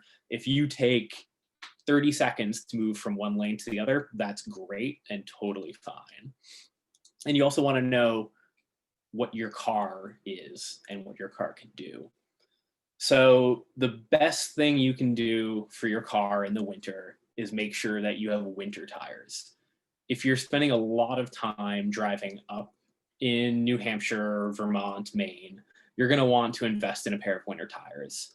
And if you have a car that has only front wheel drive or rear wheel drive, you can get away with getting just 2 tires for whichever ones are moving and keep your normal tires for the other 2. But I would really recommend getting 4 separate winter tires for your car. And winter tires are an investment that you end up doing. It's something that you buy for your car that you keep on for a couple months a year, and they should last many years. And so those are your best things that you can buy. If you're going to do anything for your car, winter tires are the best thing you can do. Other things you can get to help with traction are tire chains. I think tire chains aren't something that's super used in the Northeast. They are a set of metal chains that just wrap around your tire. They tend to have speed limits on them. The ones that I've looked into tend to have between a 20 and 40 mile an hour speed limit on them. So it's not something that you would ever want to use on the highway. So at least in my experience, those are things that you tend to use or you want to use when you're stuck. But the process of putting a pair of chains on can be involved and can spend a lot of time. So if you're stuck in a parking lot in New Hampshire, trying to put chains on your car can be a bit laborious and a pain. A newer thing that is becoming a bit cheaper now is traction boards. The bottom left-hand picture here, the yellow things. There are brands that sell them for multiple hundreds of dollars. They're usually for off-road vehicles that are much, much larger than what you're currently using, and therefore if you're off-roading or if you're driving your car, your big truck on sand, these can help you get unstuck. You can get them for much cheaper, closer to $50. If you shop around, they're available on Amazon, other websites. If you just have a smaller sedan, a small SUV, these can be really good things that you can use to get unstuck in a parking lot specifically. There are things that if your car has been left in a parking lot and snow has been dumped on, you can try to put these underneath your wheels and you can help get yourself out of those situations. If you're in a situation where your car is actually stuck and you can't go anywhere, not everyone has a high lifted SUV like is in these pictures. A previous car of mine is the bottom picture where there was a snowdrift that went over the road in Maine on our way to a hike that the car got completely beached. So all 4 tires were spinning. This was an all-wheel drive sedan with winter tires on, and none of that did anything because none of the tires could reach the ground. So the first thing you want to do is you just want to stop and get out and look at what has happened. And you want to make sure that you straightened the front 2 wheels of the car, and you just want to know why are you stuck. And so then you can clear all of the snow out from underneath the car, from underneath or behind the front wheels, in front of the wheels, the back wheels. And when you're clearing out the snow, you want to make sure you're clearing out the snow as low as you can. If you can get all the way down to bare ground, that's the best thing you can do to get your car unstuck. I now have a front wheel drive van that gets stuck much, much more easily than my all-wheel drive sedan, and really digging down helps a lot. If you have friends with you, or if you're on a MITOC trip, you have plenty of people to help get out and push. That is a huge, awesome thing that can help you to get out of a stuck spot. And if even just pushing doesn't help, you don't want to sit there spinning your tires the whole time. You kind of want to rock the car back and forth. And when the car is just spinning and nothing's happening, then stop trying and try to figure out why you're not getting traction. Maybe go back, move the car forwards or backwards a little bit and try to get back to a point where you do have traction, and kind of rock the car out of the spot that you're in. It's a little bit harder these days in Boston now that the weather is so much warmer, but practicing in a parking lot can be one of the best things you do to learn how your car behaves in the snow. If there's a snowfall in Boston, see if you can find a parking lot and, you know, get up to 15 miles an hour and slam on your brakes and see what happens. See if you can get up to 15 miles an hour and just turn your wheel in the snow and see how your car reacts. And those are really good ways to know what's going to happen when you're driving down a road, coming back from New Hampshire or some other area where you don't have traction. There are other resources that you can use. I don't know the status of any of this year, but there are places like the Team O'Neill Rally School up in New Hampshire. They're pretty far north of Franconia, but they offer winter driving specific courses where you can bring your own car and they will teach you how to drive your car in the snow and do all sorts of things. And then if anybody has any additional questions, feel free to throw them in the Q&A, or feel free to email me, and I'll be happy to chat with you about winter driving.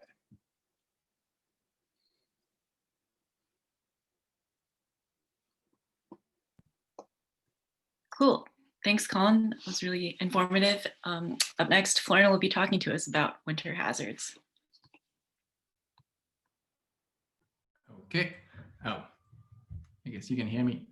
I'll try to bring a few things together, just important things that we felt like we should be covering, to give you a little heads up on a few things you should keep in mind if you go outside in the winter. So it's gonna be a mixed bag, and it's definitely not a first ed class. I won't really bring that up too much, and I really recommend you to, if you go outside a lot in the winter or in the summer, to consider taking the WFA class. That will really teach you a lot. MITOC usually offers one every year in November or December. We couldn't do it last year, but we'll probably be able to do it this year if things improve. I'm just gonna bring up a few things to keep in mind on. The first one is, in general, the White Mountain and the Northeast in general in Maine too have a really extreme weather, and you may not really know that because those mountains are not that high. And if you come from like all the places, like either the Pacific Northwest or the Alps, you would think that it's not the case, because like it's only 2,000 meters of elevation at most. And actually, Mount Washington in particular, but in general, the area can have really extreme weather. And that means really extreme winds and really extreme temperatures. So that's really something in general that shapes the experience of going in the winter in the wild. So it's something you always have to keep in mind. The weather can change quickly. The visibility also can change quickly and can be really good sometimes, but really bad some other times. So in general, we won't have any lecture dedicated to the weather this year, but there is like good resources, like check the weather online, check several sources of forecast, check both the base and the summit, because they could be very different. It could be very cold on the summit and pretty warm in the bottom with possibly rain. Having many layers, as David mentioned, is really something that's going to help you to be flexible and to adapt to your environment. And for the visibility, especially if you're going above tree line and you expect possible bad visibility, know how to navigate with a compass, a GPS, or whatever you have, but learn how to use them. One of the consequences of extreme weather, there is a risk of hypothermia. Hypothermia will be a risk if you get cold, because that's basically mean that your body temperature is dropping and your body is not able to keep up to warm you up. That typically happens when you stop moving or when you're wet. So be careful for days that are a little warmer, above freezing, but humid. This is actually a day when you're more likely to encounter hypothermia than a day that's colder but dry. How do you watch out for hypothermia? The first reaction will be shivering, but you want to be careful with that because the shivering usually means that you're only at the beginning of hypothermia. And once the shivering stops, it's actually when you should be careful, because that means that you are at a later stage. So if someone is shivering and then stops shivering, that's not necessarily a good sign. Another thing to be watching for is like people with hypothermia will have trouble like thinking, so trouble speaking, being a little confused. So if someone is starting to act that way, like watch out, be careful. And it can worsen into shallow breathing, weak pulse, and loss of consciousness. You really don't want to get there. How to mitigate the hypothermia risk? Well, once again, have many layers. If it's a wet day, having several base layers could be useful to stay dry. Something you really want to be considering is what happens if you can't move anymore, and that's typically what happen if someone gets injured. That's probably where the risk of hypothermia will be a little higher, because you're not like the person who's injured is not going to be able to move to stay warm. So it's really recommended to have emergency gear for that. So a shelter, like either a tent or a bivy that's going to protect you from the elements, a sleeping bag to keep the person warm, and possibly a stove. And the way you would use the stove is to warm water and put it in an Nalgene and put the Nalgene in the sleeping bag with the person to like bring them a source of heat. And if you really encounter a situation where someone is going through hypothermia, there are ways to deal with that. And it's basically wrapping up the person in many layers of stuff to warm them up. I once again invite you to attend the WUFA class. That's one of the things you will practice. And if the weather is bad, if it's too cold, if someone is getting really cold, it's better to turn around. And if you're above tree line, go below tree line to avoid getting to the situation when someone is actually facing hypothermia. Still related to very cold weather, frost bites and frost nips. Those would typically happen when you're above tree line and when you have wind. What happens is that the exposed skin on your body might start to freeze, and that's not a good thing. The way you would notice that is the color can change. You shouldn't rely only on that, because that could be a little like, it's not always easy to see depending on the skin tone. And you can see like on this picture, Avi is clearly having a little issue on his skin, on his cheeks. It's clearly a little wider than the rest of his face. It's also like the texture of the skin change and it gets numb. The way to avoid that is that as soon as you get above tree line, and if it's cold and windy, which is often the case, bring like full face covering. I think we'll cover that in another lecture in another day in one of the specific interest groups. But you really want to cover your face entirely so that there is nothing exposed. And the only way to do that reliably is to rely on your partners, like check each other regularly, like every 10 or 15 minutes. Look at each other and make sure there is no piece of skin that is exposed to the elements. If you're above tree line, have bailing routes planned. Like know that like if you're planning to hike for 5 miles above tree line, like you sometimes do, make sure you know how to stop it, how to get out of there if you end up getting in a situation when you're getting really cold.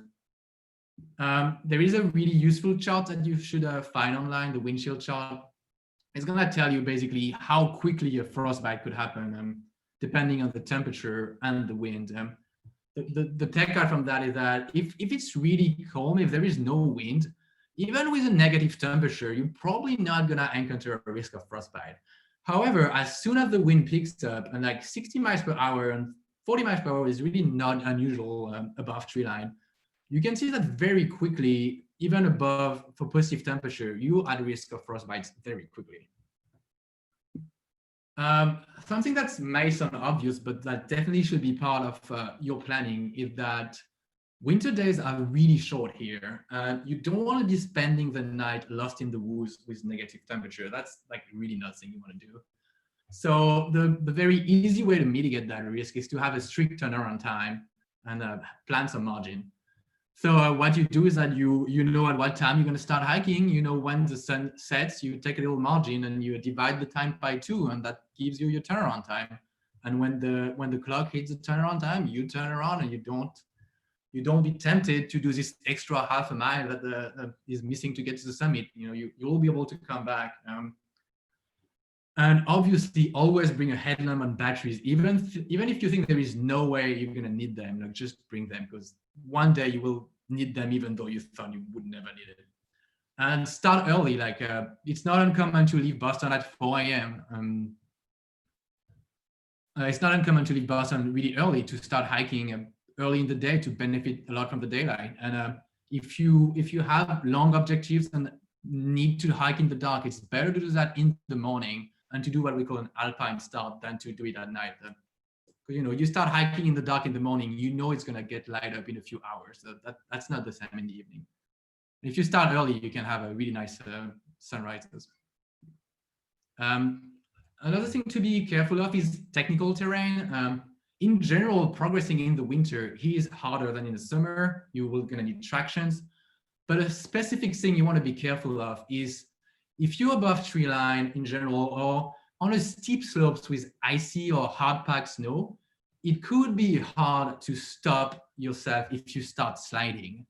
So the way to mitigate that is to learn a technique we call self-arrest. I'm not gonna go over it, but it's something you should practice before adventuring in these kind of terrains.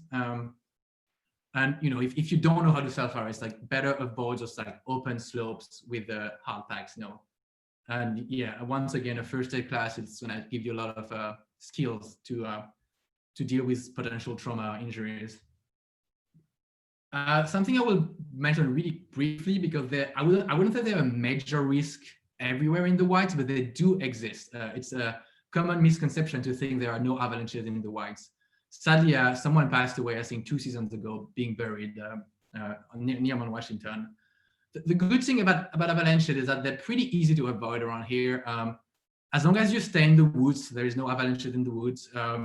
You don't want to be on a slope that's above 30 degrees of inclination if you're not in the woods, or you don't want to have such a slope above you, because even if you're not on it and it's above you, that could be an issue.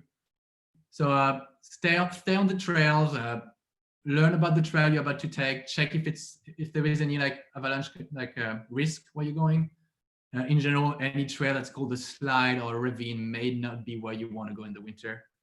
And if you are interested in going to avalanche terrain, take the class. There are classes specific to that, and there is a lot to learn about it. Thank you. That was all. I hope I didn't scare you. I'll finish on a video of my favorite winter activity, which is really safe as long as you avoid the trees and bring a solid sled. Thank you.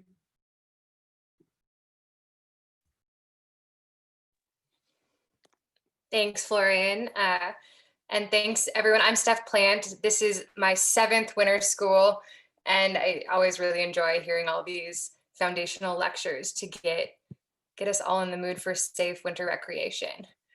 So we've talked about a lot of skills today, and I'm going to briefly talk about winter hiking as kind of where we go with all these different things we've talked about. We've talked about clothing, we've talked about food, we've talked about peeing and bleeding and pooping in the woods, and we've talked about some of the hazards. And this talk is called Winter Hiking, but I would say it's really about the fundamentals that you build on for any of the outdoor activities you might be interested in, whether that's snowshoeing or cross-country skiing or backcountry skiing or ice climbing or bouldering on a cold day.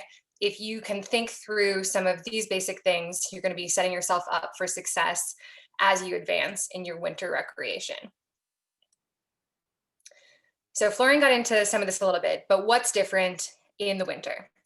3 main things: temperature, daylight, and trail conditions. Temperature, it's going to be colder. Daylight, there's going to be less of it. And trail conditions, This is an extreme example. In this photo, I'm walking on a frozen lake, but there will often be a lot of snow cover on different trails, which might be ice, might be snow. So there are different things you're going to do.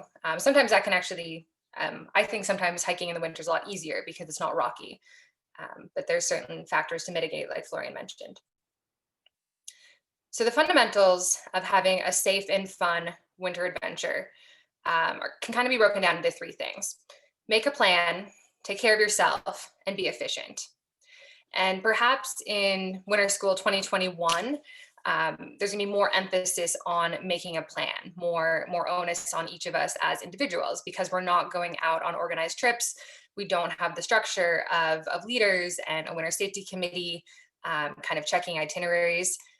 So it's a good opportunity for us all to really go back to those core fundamentals of how do we responsibly make a plan to integrate everything we know.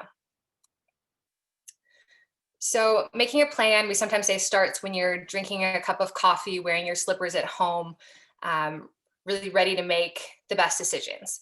So thinking about the group that you're going to be going out with, start by thinking about the route. I would recommend you can look at the MITOC trips page to look at past trips that we've organized for winter schools past. That'll give you a sense, even in there, you might see how difficult it is or what people thought the highlights might be, if it was views or if there's an interesting waterfall that you walk by. If you go to the trips page and look at previous trips, you can go through there. Or if you know you want to hike Mount Jackson, search Mount Jackson and you'll see dozens of trips over the years that you can cheat off of a little bit. Caltopo.com is a great resource for starting to map things out. You'll be able to see the mileage as well as the elevation. And you can look at different layers. You can look at slope angles. That's a great tool to start with your plan. And when it comes to figuring out the weather, Mount Washington Observatory has fantastic forecasting for especially the higher summits, but also for the region in general. So you can get some good information there. Sites like Weather Underground are pretty good for figuring things out as well, but keep in mind that sometimes that's forecasting for towns and not necessarily for summits. I think often a big difference is it's colder higher up and it's windier. If there's precipitation, the snow line might be higher. So kind of looking at both of those sources. Also weather, mountainforecast.com. I think some people don't rely on it as your only weather source, but I think it can be a good additional tool when you're making your plan. So that's your route, that's your weather. When you're thinking about trail conditions, maybe you can be making some assumptions based on weather. Like if there's a 12-inch snowstorm coming through, then you might know that there are gonna be 12 inches of fresh snow on the trail. But if you haven't been keeping track of the weather super carefully, or you're just not sure how popular the trail has been lately, sites like newenglandtrailconditions.com or this final one, which is viewfromthetop.org, they can tell you, people submit citizen reports and they'll tell you that, yeah, there's a pretty thick monorail, so you don't need snowshoes, or it's really icy, so you can keep that in mind. And I'll talk about what you do with that conditions information in just a moment on some traction options. So when you're making a plan, research those things and then decide what kind of difficulty is appropriate for your group. Thinking about the distance and the elevation gain are 2 pretty traditional ways to calculate how long it might take. And then that's how you're going to make your itinerary. If you say sunset is at 4:30, so I want to be back in my car at 4:30, then you're going to work backward. And a key thing that we always encourage on MITOC trips, and we encourage you to do with your winter trips as often as you can, is set a turnaround time. It's a good practice. Florian said about 50% into that time period. If you know that you're faster going downhill, you maybe put that 60% into your time period. Part of making your plan is also bringing the appropriate clothing, gear, and food, and then letting someone know where you're going and what you're planning to do. So that if anything happens, there's someone who can check in with you, check in with local authorities if they don't hear from you. So let's just look for a second on how you might build this itinerary. So you want to hike Mount Kerrigan, let's say, and your objective is to be back to the car by sunset. You look and you see that sunset is at 4:30 p.m. The hike's about 14 miles with 3,500 feet of elevation because you check that on Caltopo. According to a hiking calculator that I found here on trailsnewhampshire.com. But if you have your own way of calculating book time, there are different schools of thought. That was about 9 hours of hiking. So if you start hiking at 7:30, you should be done by 4:30, and about 60% of the way into that time period, 1 p.m., is the turnaround time.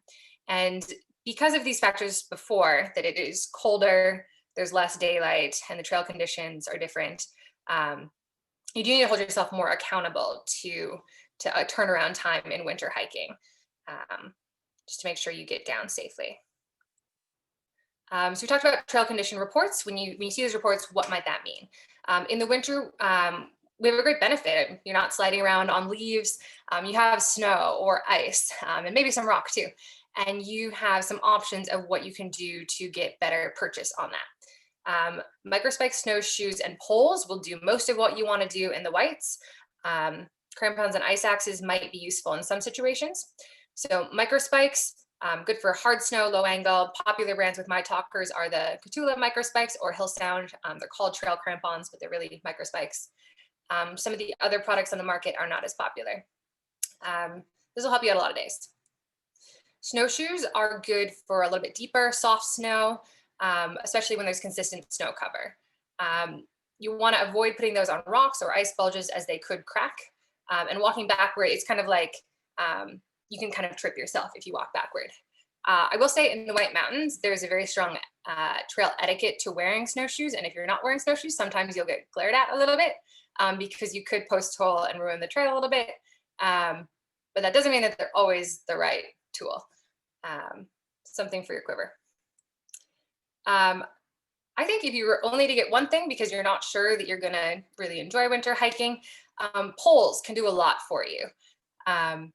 They can kind of help you on different terrain, just give you a little extra traction, and then you can use them for summer hiking, backpacking as well. And if you're using snowshoes, you probably want poles. I'm not going to talk about crampons or ice axes too much. Florian mentioned them a little bit, but especially in ice and steep snow above tree line or mountaineering, they're going to be really useful. They are more technical tools. They're sharper, so they require more practice and better to use only when needed. I've been up above tree line in the presidentials, and they've been totally not the right tool for the job. On a low snow cover year, there actually isn't very thick ice. They're not always the right choice. So definitely read those reports. All right, so making a plan is great. Taking care of yourself is what we spent a lot of today talking about because it is so fundamental. If you can take care of yourself, you're going to have a good time winter adventuring. So keep eating, keep drinking, keep moving, and manage your layers. Remember the triangle of happiness: eat, drink, pee. If you're having trouble with any of those things, it's probably a good time to call it a day. And manage your clothing and gear. Really, these things, you might think like we just say them, but you can ignore them. But like really layer down if you're getting sweaty. Bring an extra pair of gloves that you have warm liners. Bring a dry pair of socks, and do deal with blisters before they cause you too much pain. All right, and then big difference and a fundamental to happy winter adventuring is being efficient. So you see this in multiple spots of the day. With your breaks, you do need to refuel your body throughout the day. But if you can have snacks in handy places on your pack, in your pocket, so that you can make the most of a quick 5 to 10 minute break, you don't cool down too much. When you stop, drop your pack, put on a puffy, have your snacks and water handy. Go to the bathroom right away if you need to, so that you're not holding up anyone else in your group if you're coordinating that. And then pack it back up as quickly as you can and get going again.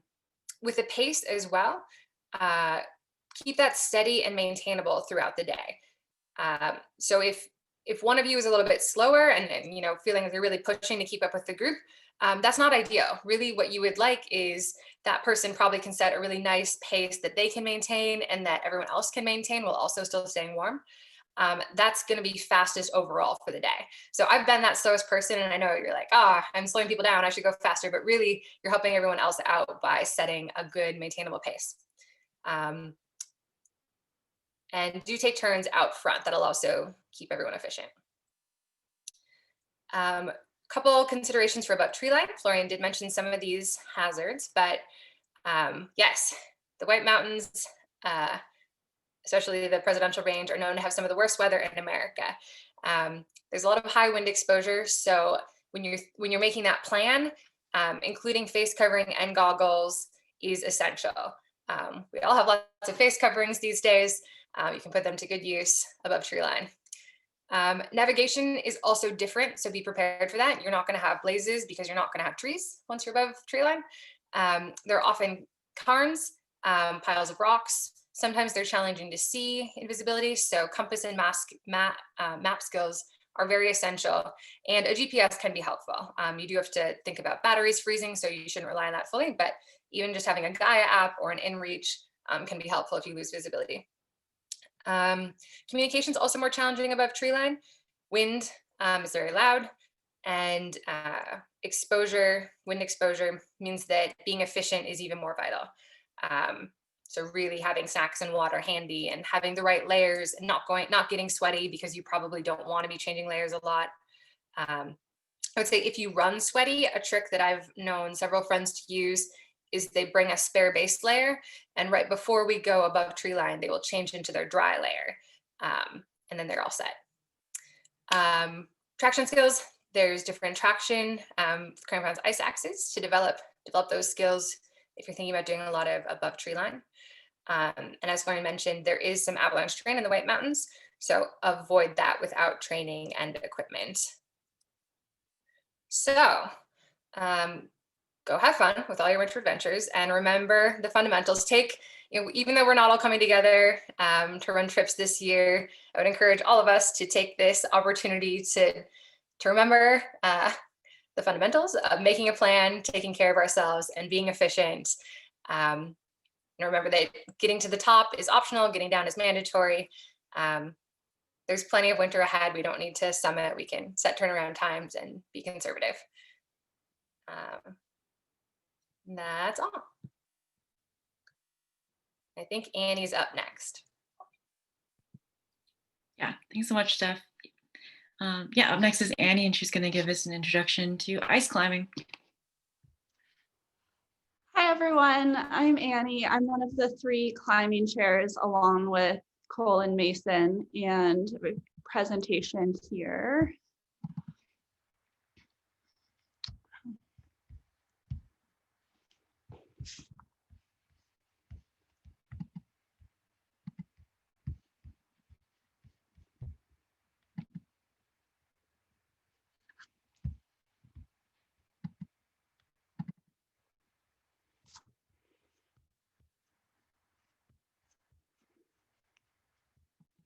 Okay.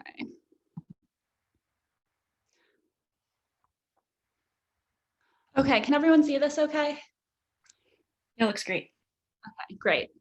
Okay, so let's see, ice climbing. I know everyone stuck it through to the end. Hopefully this will be a highlight of a great first lecture. What is ice climbing? Chris Saulnier has described it in previous lectures as the most fun you can have outside in the winter. It certainly can be. Obviously, we're basically ascending frozen water, so climbing up ice. There's a funny definition from Mountain Project. If anyone has seen Vertical Limit, great movie, has also created a lot of misconceptions about what ice climbing is. So we're not talking about Vertical Limit. It essentially developed out of mountaineering in the late 19th century, and then sometime in the 1960s, starting with Yvon Chouinard, the modern ice axe was developed, and as the gear got better, people started climbing steeper and steeper ice, which is what you're seeing in the middle here. And this middle photo is really what we're thinking of when we talk about modern ice climbing, kind of climbing up less than vertical to vertical ice. As people got stronger and gear got even better, people started going into mixed climbing, which is essentially climbing a combination of rock and ice. The focus of our MITOC trips are really kind of on water ice climbing, which is what you see in the middle here, and on the left is more snow, but mixed climbing is often grouped ice climbing. So just something to know. Ice can form in a lot of different ways, which makes it one of the reasons it's so fun to climb is the conditions are always changing and the routes are always changing, and there are a lot of different types of routes to climb. So alpine ice is essentially formed when snow goes through enough melt freeze cycles, and it melts and freezes and melts and freezes, and eventually you get this surface that you can ice climb. What we'll climb in New Hampshire in the winter, in Vermont and Maine and the Adirondacks is water ice. So and it really is just water freezing. It can form in pillars from runoff, like you see in the middle. It can form on the left and the right. Here are pictures of it's a frozen waterfall that we climbed. And sometimes you run into the problem of it's not quite frozen enough, especially this year. But to give you a sense of what ice climbing is, and then again, you have kind of this other offshoot, the more modern offshoot of which is mixed climbing, where you're climbing some combination of rock and ice, or more recently, even plastic is kind of like turned into a sport like indoor competition climbing. So most of our trips, when we have them, and a great way to be introduced to ice climbing is top rope climbing. So same concept as rock climbing on top rope. You have someone belaying at the bottom and the rope goes up to an anchor at the top. You can kind of see in this picture in the top right, see a belayer in red at the bottom and then a climber climbing, and the rope is anchored, probably in this case to a tree at the top. So if the person falls, they might fall a little bit because of rope stretch, but they won't fall very far. So to the extent that climbing can be safe, it's the safest kind of climbing, of ice climbing. You'll also hear people talk about multi-pitch climbing and maybe do some of that. So that's a bit different, where one person lead climbs the route and sets an anchor, and then a second person follows them up, and then you repeat that process. So here are a couple of pictures. You can see in this picture on the right, the lead climber at the top is belaying the second person up, and that way you can go farther than you could on just one rope. So on one rope, you might have a 60-meter rope, and you could top rope half of that, right? Because the rope has to go up and back down. But if you want to climb something like this on the left, like last gentleman, it's 500 feet, then you have to do that in multiple stages. Okay, how do we fix, so even for top rope climbing, we have to fix the rope at the top, right? So we need a solid point to belay off of so that the person climbing doesn't fall all the way to the ground. And there are a few ways to do that. We use rock and snow anchors, so like wrap a cord of ladder around a tree. We can use tubular ice screws, which you screw into the ice, and they're pretty strong. You just have to worry about, the only thing is how strong is the ice. You can also use V-threads. If you hear people talking about V-threads, you essentially use the ice screws to create a path through the ice and thread a piece of cordelette through it. It's kind of similar to like wrapping something around a pillar to secure it in place. Okay, what gear do you need for ice climbing? With the kind of precursor that in non-COVID times, MITOC rents all of this gear, and there are definitely less expensive ways to get the gear. So there's a great consignment shop in North Conway. And just like trying out things, borrowing friends' things. I think the most important piece of gear for your happiness on an ice climbing trip is going to be your boots, because those are what are keeping your feet warm and dry. And it's also what's allowing you to climb the ice effectively. So if you have a pair of boots that are really big, your foot's going to be slipping around, and it's going to be really hard to use the boots and crampons, which we'll talk about in a minute, to stay in, to kick into the ice and stay there. If they're too small, your toes will be really cramped. It'll be really bad for circulation. So boots are really key to happiness. They all have, ice climbing boots will all have a fully rigid sole, be waterproof, generally be pretty warm. There are 2 different types of boots. So you can get plastic double boots, which are a bit warmer, but also a bit bulkier.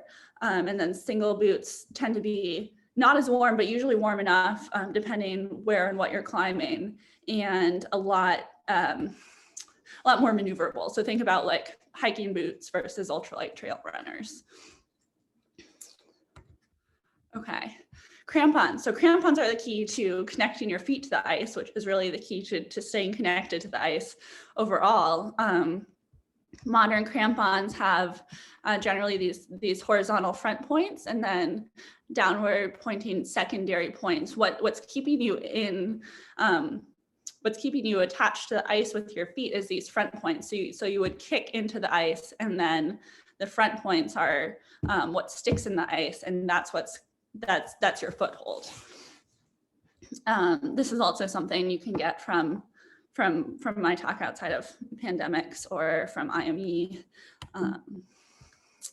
Okay.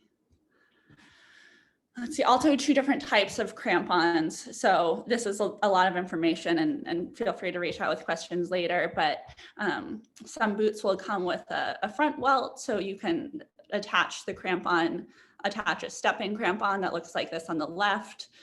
You can also use a strap-in crampon. They're compatible with kind of a wider variety of boots.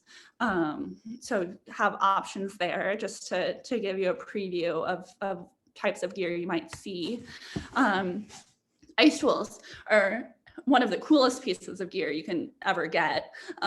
In the 1960s, this is kind of one of the original ice axes, kind of the original style that people used for ice climbing. You can see that there's the shaft here is pretty vertical, and then the pick's at a closer to 90-degree angle. And as over time, the 3 on the right are all modern tools, with this black diamond axe being used for mountaineering, more mountaineering and snow climbing. It's kind of an ultralight version of the Chenard axe. And then you'll see tools that look like these 2 on the right that are used for kind of steeper and more technical ice or all around water ice. And you can see that like the geometry's changed quite a bit. And there are some nuances to like how that plays into how the tools work. But you'll see a range of tools, a range of gear called ice axes and ice tools. So more helpful gear. Ice climbing is really cold. A lot of my ice climbing trips, I have great memories of having fun climbing. I also have a lot of memories of being cold. There are ways to avoid that, of course, which is kind of going back to the fundamentals that you heard about earlier. So, and a lot of that is dressing in layers, dressing so you don't sweat and then get cold. You might climb in fewer layers, but then bring a belay jacket or some sort of parka to put on while you're belaying, because you'll often be standing around a lot belaying. Eye protection is key. There are a lot of sharp pokey things with crampon spikes and ice picks and falling ice. So always wear eye protection. If it's not bright enough to wear sunglasses, like get a pair of like cheap clear safety glasses or safety goggles like you'd see in a science lab. Just like use eye protection, and always wear a helmet. So like even more so than rock climbing, always wear a helmet, because there's a lot of ice falls. Like one of the cool things about ice climbing is that you use your ice tools to make holds wherever you want. And the downside of that is that you'll often have ice falling down on you, or falling down on you from your climber when you're belaying. Gaiters, again, can be good for approaches with a lot of snow. Thermos with something warm is always good. Unlike hiking trips, there is a lot of time to eat, and Also a lot of kind of standing around in one place depending where and what you're climbing. So definitely you can bring a lot of snacks. You can, bring a thermos. If you want to bring a stove and make hot cocoa at the crag, you can. And lots of patience. Because it often, like more so than rock climbing, also like everything takes longer when you're wearing a lot of gloves and you have all of these layers on. Everything takes longer. Which is another lots of gloves. Like key to your feet being happy is your boots. The key to your hands being happy. They get very cold when you're ice climbing. But both because of like circulation with your hands above your head, gripping ice tools really hard, especially if it's new and it's cold outside and your hands are near the ice. So it's good to bring lots of gloves, switch them out. Like if you can bring 3, 4, 5 pairs of gloves, because they get like, even if they can be like the fanciest Gore-Tex ever and they'll still get wet during the day, over the course of the day. Okay, how do we talk about how difficult ice climbs are? We use a grading system of water ice grades. So WI, generally WI2 to WI6 are the commonly used grades. On the left is a photo of Anna Pfaff, who's speaking next week. So everyone come to that. I think it'll be a really cool talk. What factors affect the difficulty? So it's mainly like what makes the ice climb hard is really how steep is it, how sustained is it, what are the conditions, like how is ice formed, how often has it climbed. An ice climb that has like something at Frankenstein that gets climbed 3 times a day all season, or 12 times a day all season, is going to be a lot easier to climb than something like way out in the wilderness that gets climbed like once or twice a season. And then if you're lead climbing, the available protection. It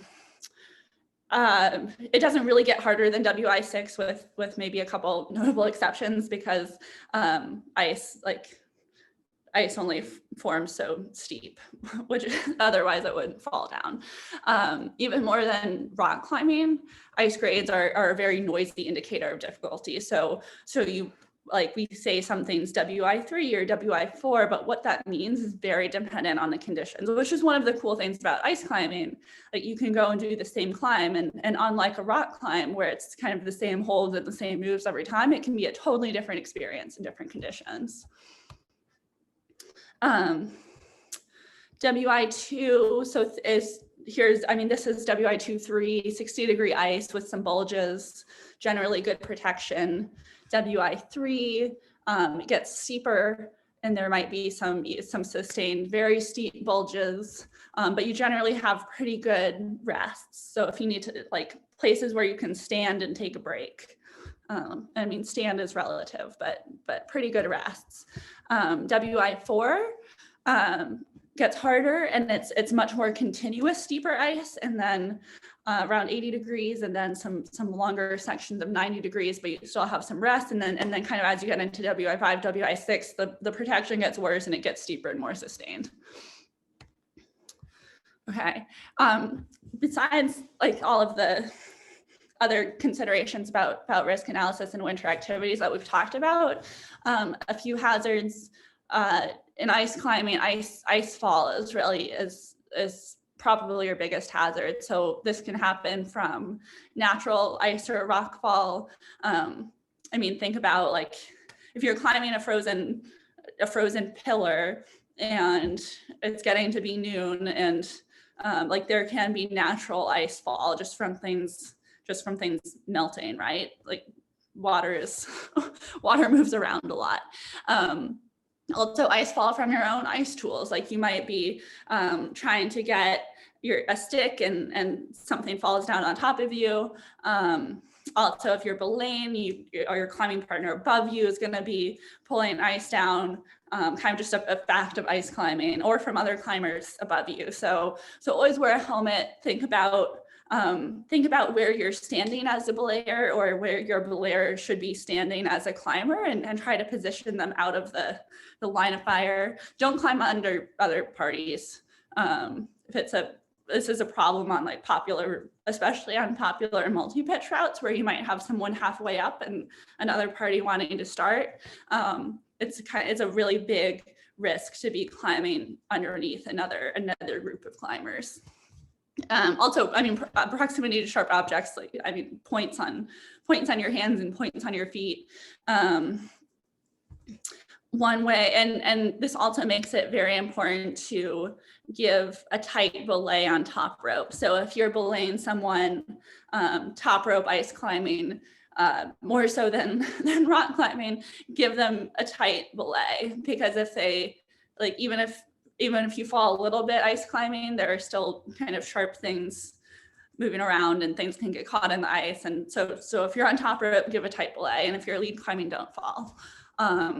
Another factor is don't step on ropes. So sharp pointed things on your feet, you want to be really careful not to step on ropes that might be lying on the ground.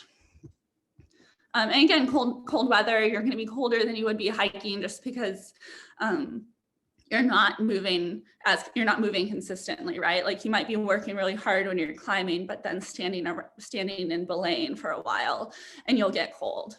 Avalanches too. So avalanches do happen in New England. Look at the terrain, look at the forecast, especially if you're climbing somewhere like Huntington Ravine or like somewhere with snow. You don't just look at your climb, right? Look at what's above your climb.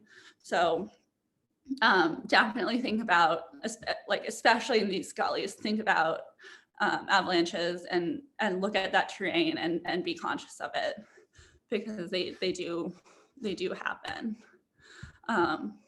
Okay, why go ice climbing?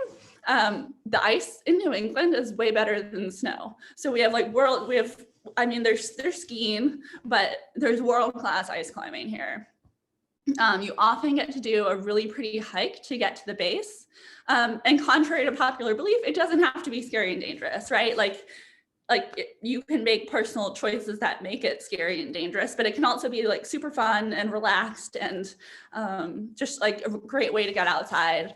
The movement can be a little bit easier to learn than rock climbing. Like it's a little more straightforward and repetitive. It's a great antidote to stress from school or work or personal life. As a grad student, I loved ice climbing because there's this catharsis from getting outside and smashing frozen water. It was great. It's also, because it's so cold in the mornings, we don't often do alpine starts to ice climb unless you have a crazy long approach. So lots of time for leisurely breakfast and plenty of coffee. And I know we're at 9:30, so we'll wrap this up, but places to climb, and again, feel free to reach out to me, reach out to climbing chairs or any of the MITOC leaders if you have questions about what to do to get started or where to go. Like Flume Gorge is a great top roping spot about 2 hours away. Champion Falls, Rumney, Kinsman Notch, Crawford Notch, Frankenstein, Teckerman Ravine, Huntington Ravine, think about avalanches. Lake Willoughby, Vermont is more of a multi-pitch destination. So we have a ton of ice climbing within, but all of these are 2-3 hours away, maybe 4. The Adirondacks are a bit farther, but also stellar climbing. If you're making a trip a little bit farther, Colorado, Montana have great ice climbing in the lower 48. Alaska and Canada also pretty amazing. So there's a lot out there and just a lot of great places to explore with ice climbing, and it's fun. And so without MITOC trips this year, it's hard to I think it's probably hard to get started, but hopefully this gives you a sense of what's out there and what it's about, kind of what gear you need. One way to get instruction would be guide services, and it's a more expensive option. I think it's certainly a more efficient and safe option to get into ice climbing. And it doesn't take a lot, right? Like you might go out with a guide for a day or two, and you can learn a ton very quickly. I know the AMC also, I mean, not during COVID, but the AMC and the American Alpine Club also do events and programs. Guide services are still running now with COVID, with precautions. Trusted and experienced friends with good judgment. So like your Friday night drinking buddies might be different than your Saturday morning ice climbing buddies. Not always, but think very carefully about who you go out with. Especially, yeah, I mean, especially if you haven't climbed with these people before, but and yeah, and feel free to reach out with questions. Some resources here about resources for climbing in New England. Northeast Ice is a great place for conditions reports. If you're looking, I highly recommend taking a look at Will Gadd's blog. I think just Google Will Gadd. He has some great articles about kind of concepts of principles of ice climbing and his experience of like one of the best ice climbers in the world. And come to next week's winter school lecture because that will be all about ice climbing and really fun too. Great, thank you all.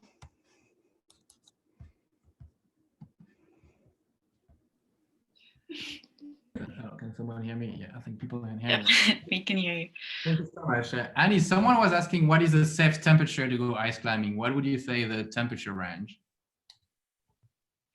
I mean, people go out when it's much colder. I think it's super, my preferred range would be like 20 degrees to 35 degrees. I think. I don't, Mason? Yeah. Yeah. Okay. Not when it's raining. Yeah, not when it's raining.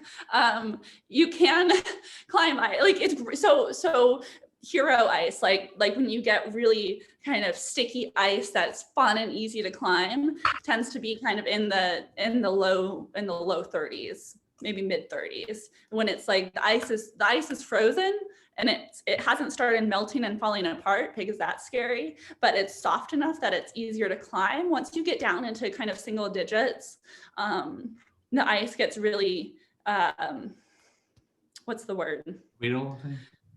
Brittle, yes, brittle's the word. It's both and the brittle ice when it's really, I mean, it's cold and it can be uncomfortable, but it's also brittle ice, and that makes it both hard to get your crampon points and ice picks in solidly, and it also means that it shatters very easily. So I think it's less fun. I like going when it's like 25 to 35, but yeah. Great. Well, thank you, Annie, and thanks to all the speakers who spoke tonight. We did have a very dense schedule and maybe a little unrealistic. So thanks a lot for trying to make it concise and for joining us. And thanks for everyone who's still here listening to us. We're gonna wrap things up. Thanks everyone. We'll try to send you the slides so that you have all the information you may want to refer to later. We'll also try to send you what we've recorded tonight. We hope you'll be able to come next week. Next week should be a little less dense and more like about hearing about some professional athletes' adventures in many places, including the Antarctica, I believe. If you want to support the club, even though we're not doing anything right now, you can donate to MITOC or just maintain your membership. Katrina, do you have any word to finish this session? I just wanted to thank everyone again for staying on this long, and just everyone in general who attended tonight. We hope you learned a lot, and if you have any remaining questions, like Marlene said, you can email us or any of the speakers tonight that provided their contact information. If you would like their contact information, you can reach out to us. Yeah, I guess Florin and I took this cute picture together, trying to send some positive vibes out.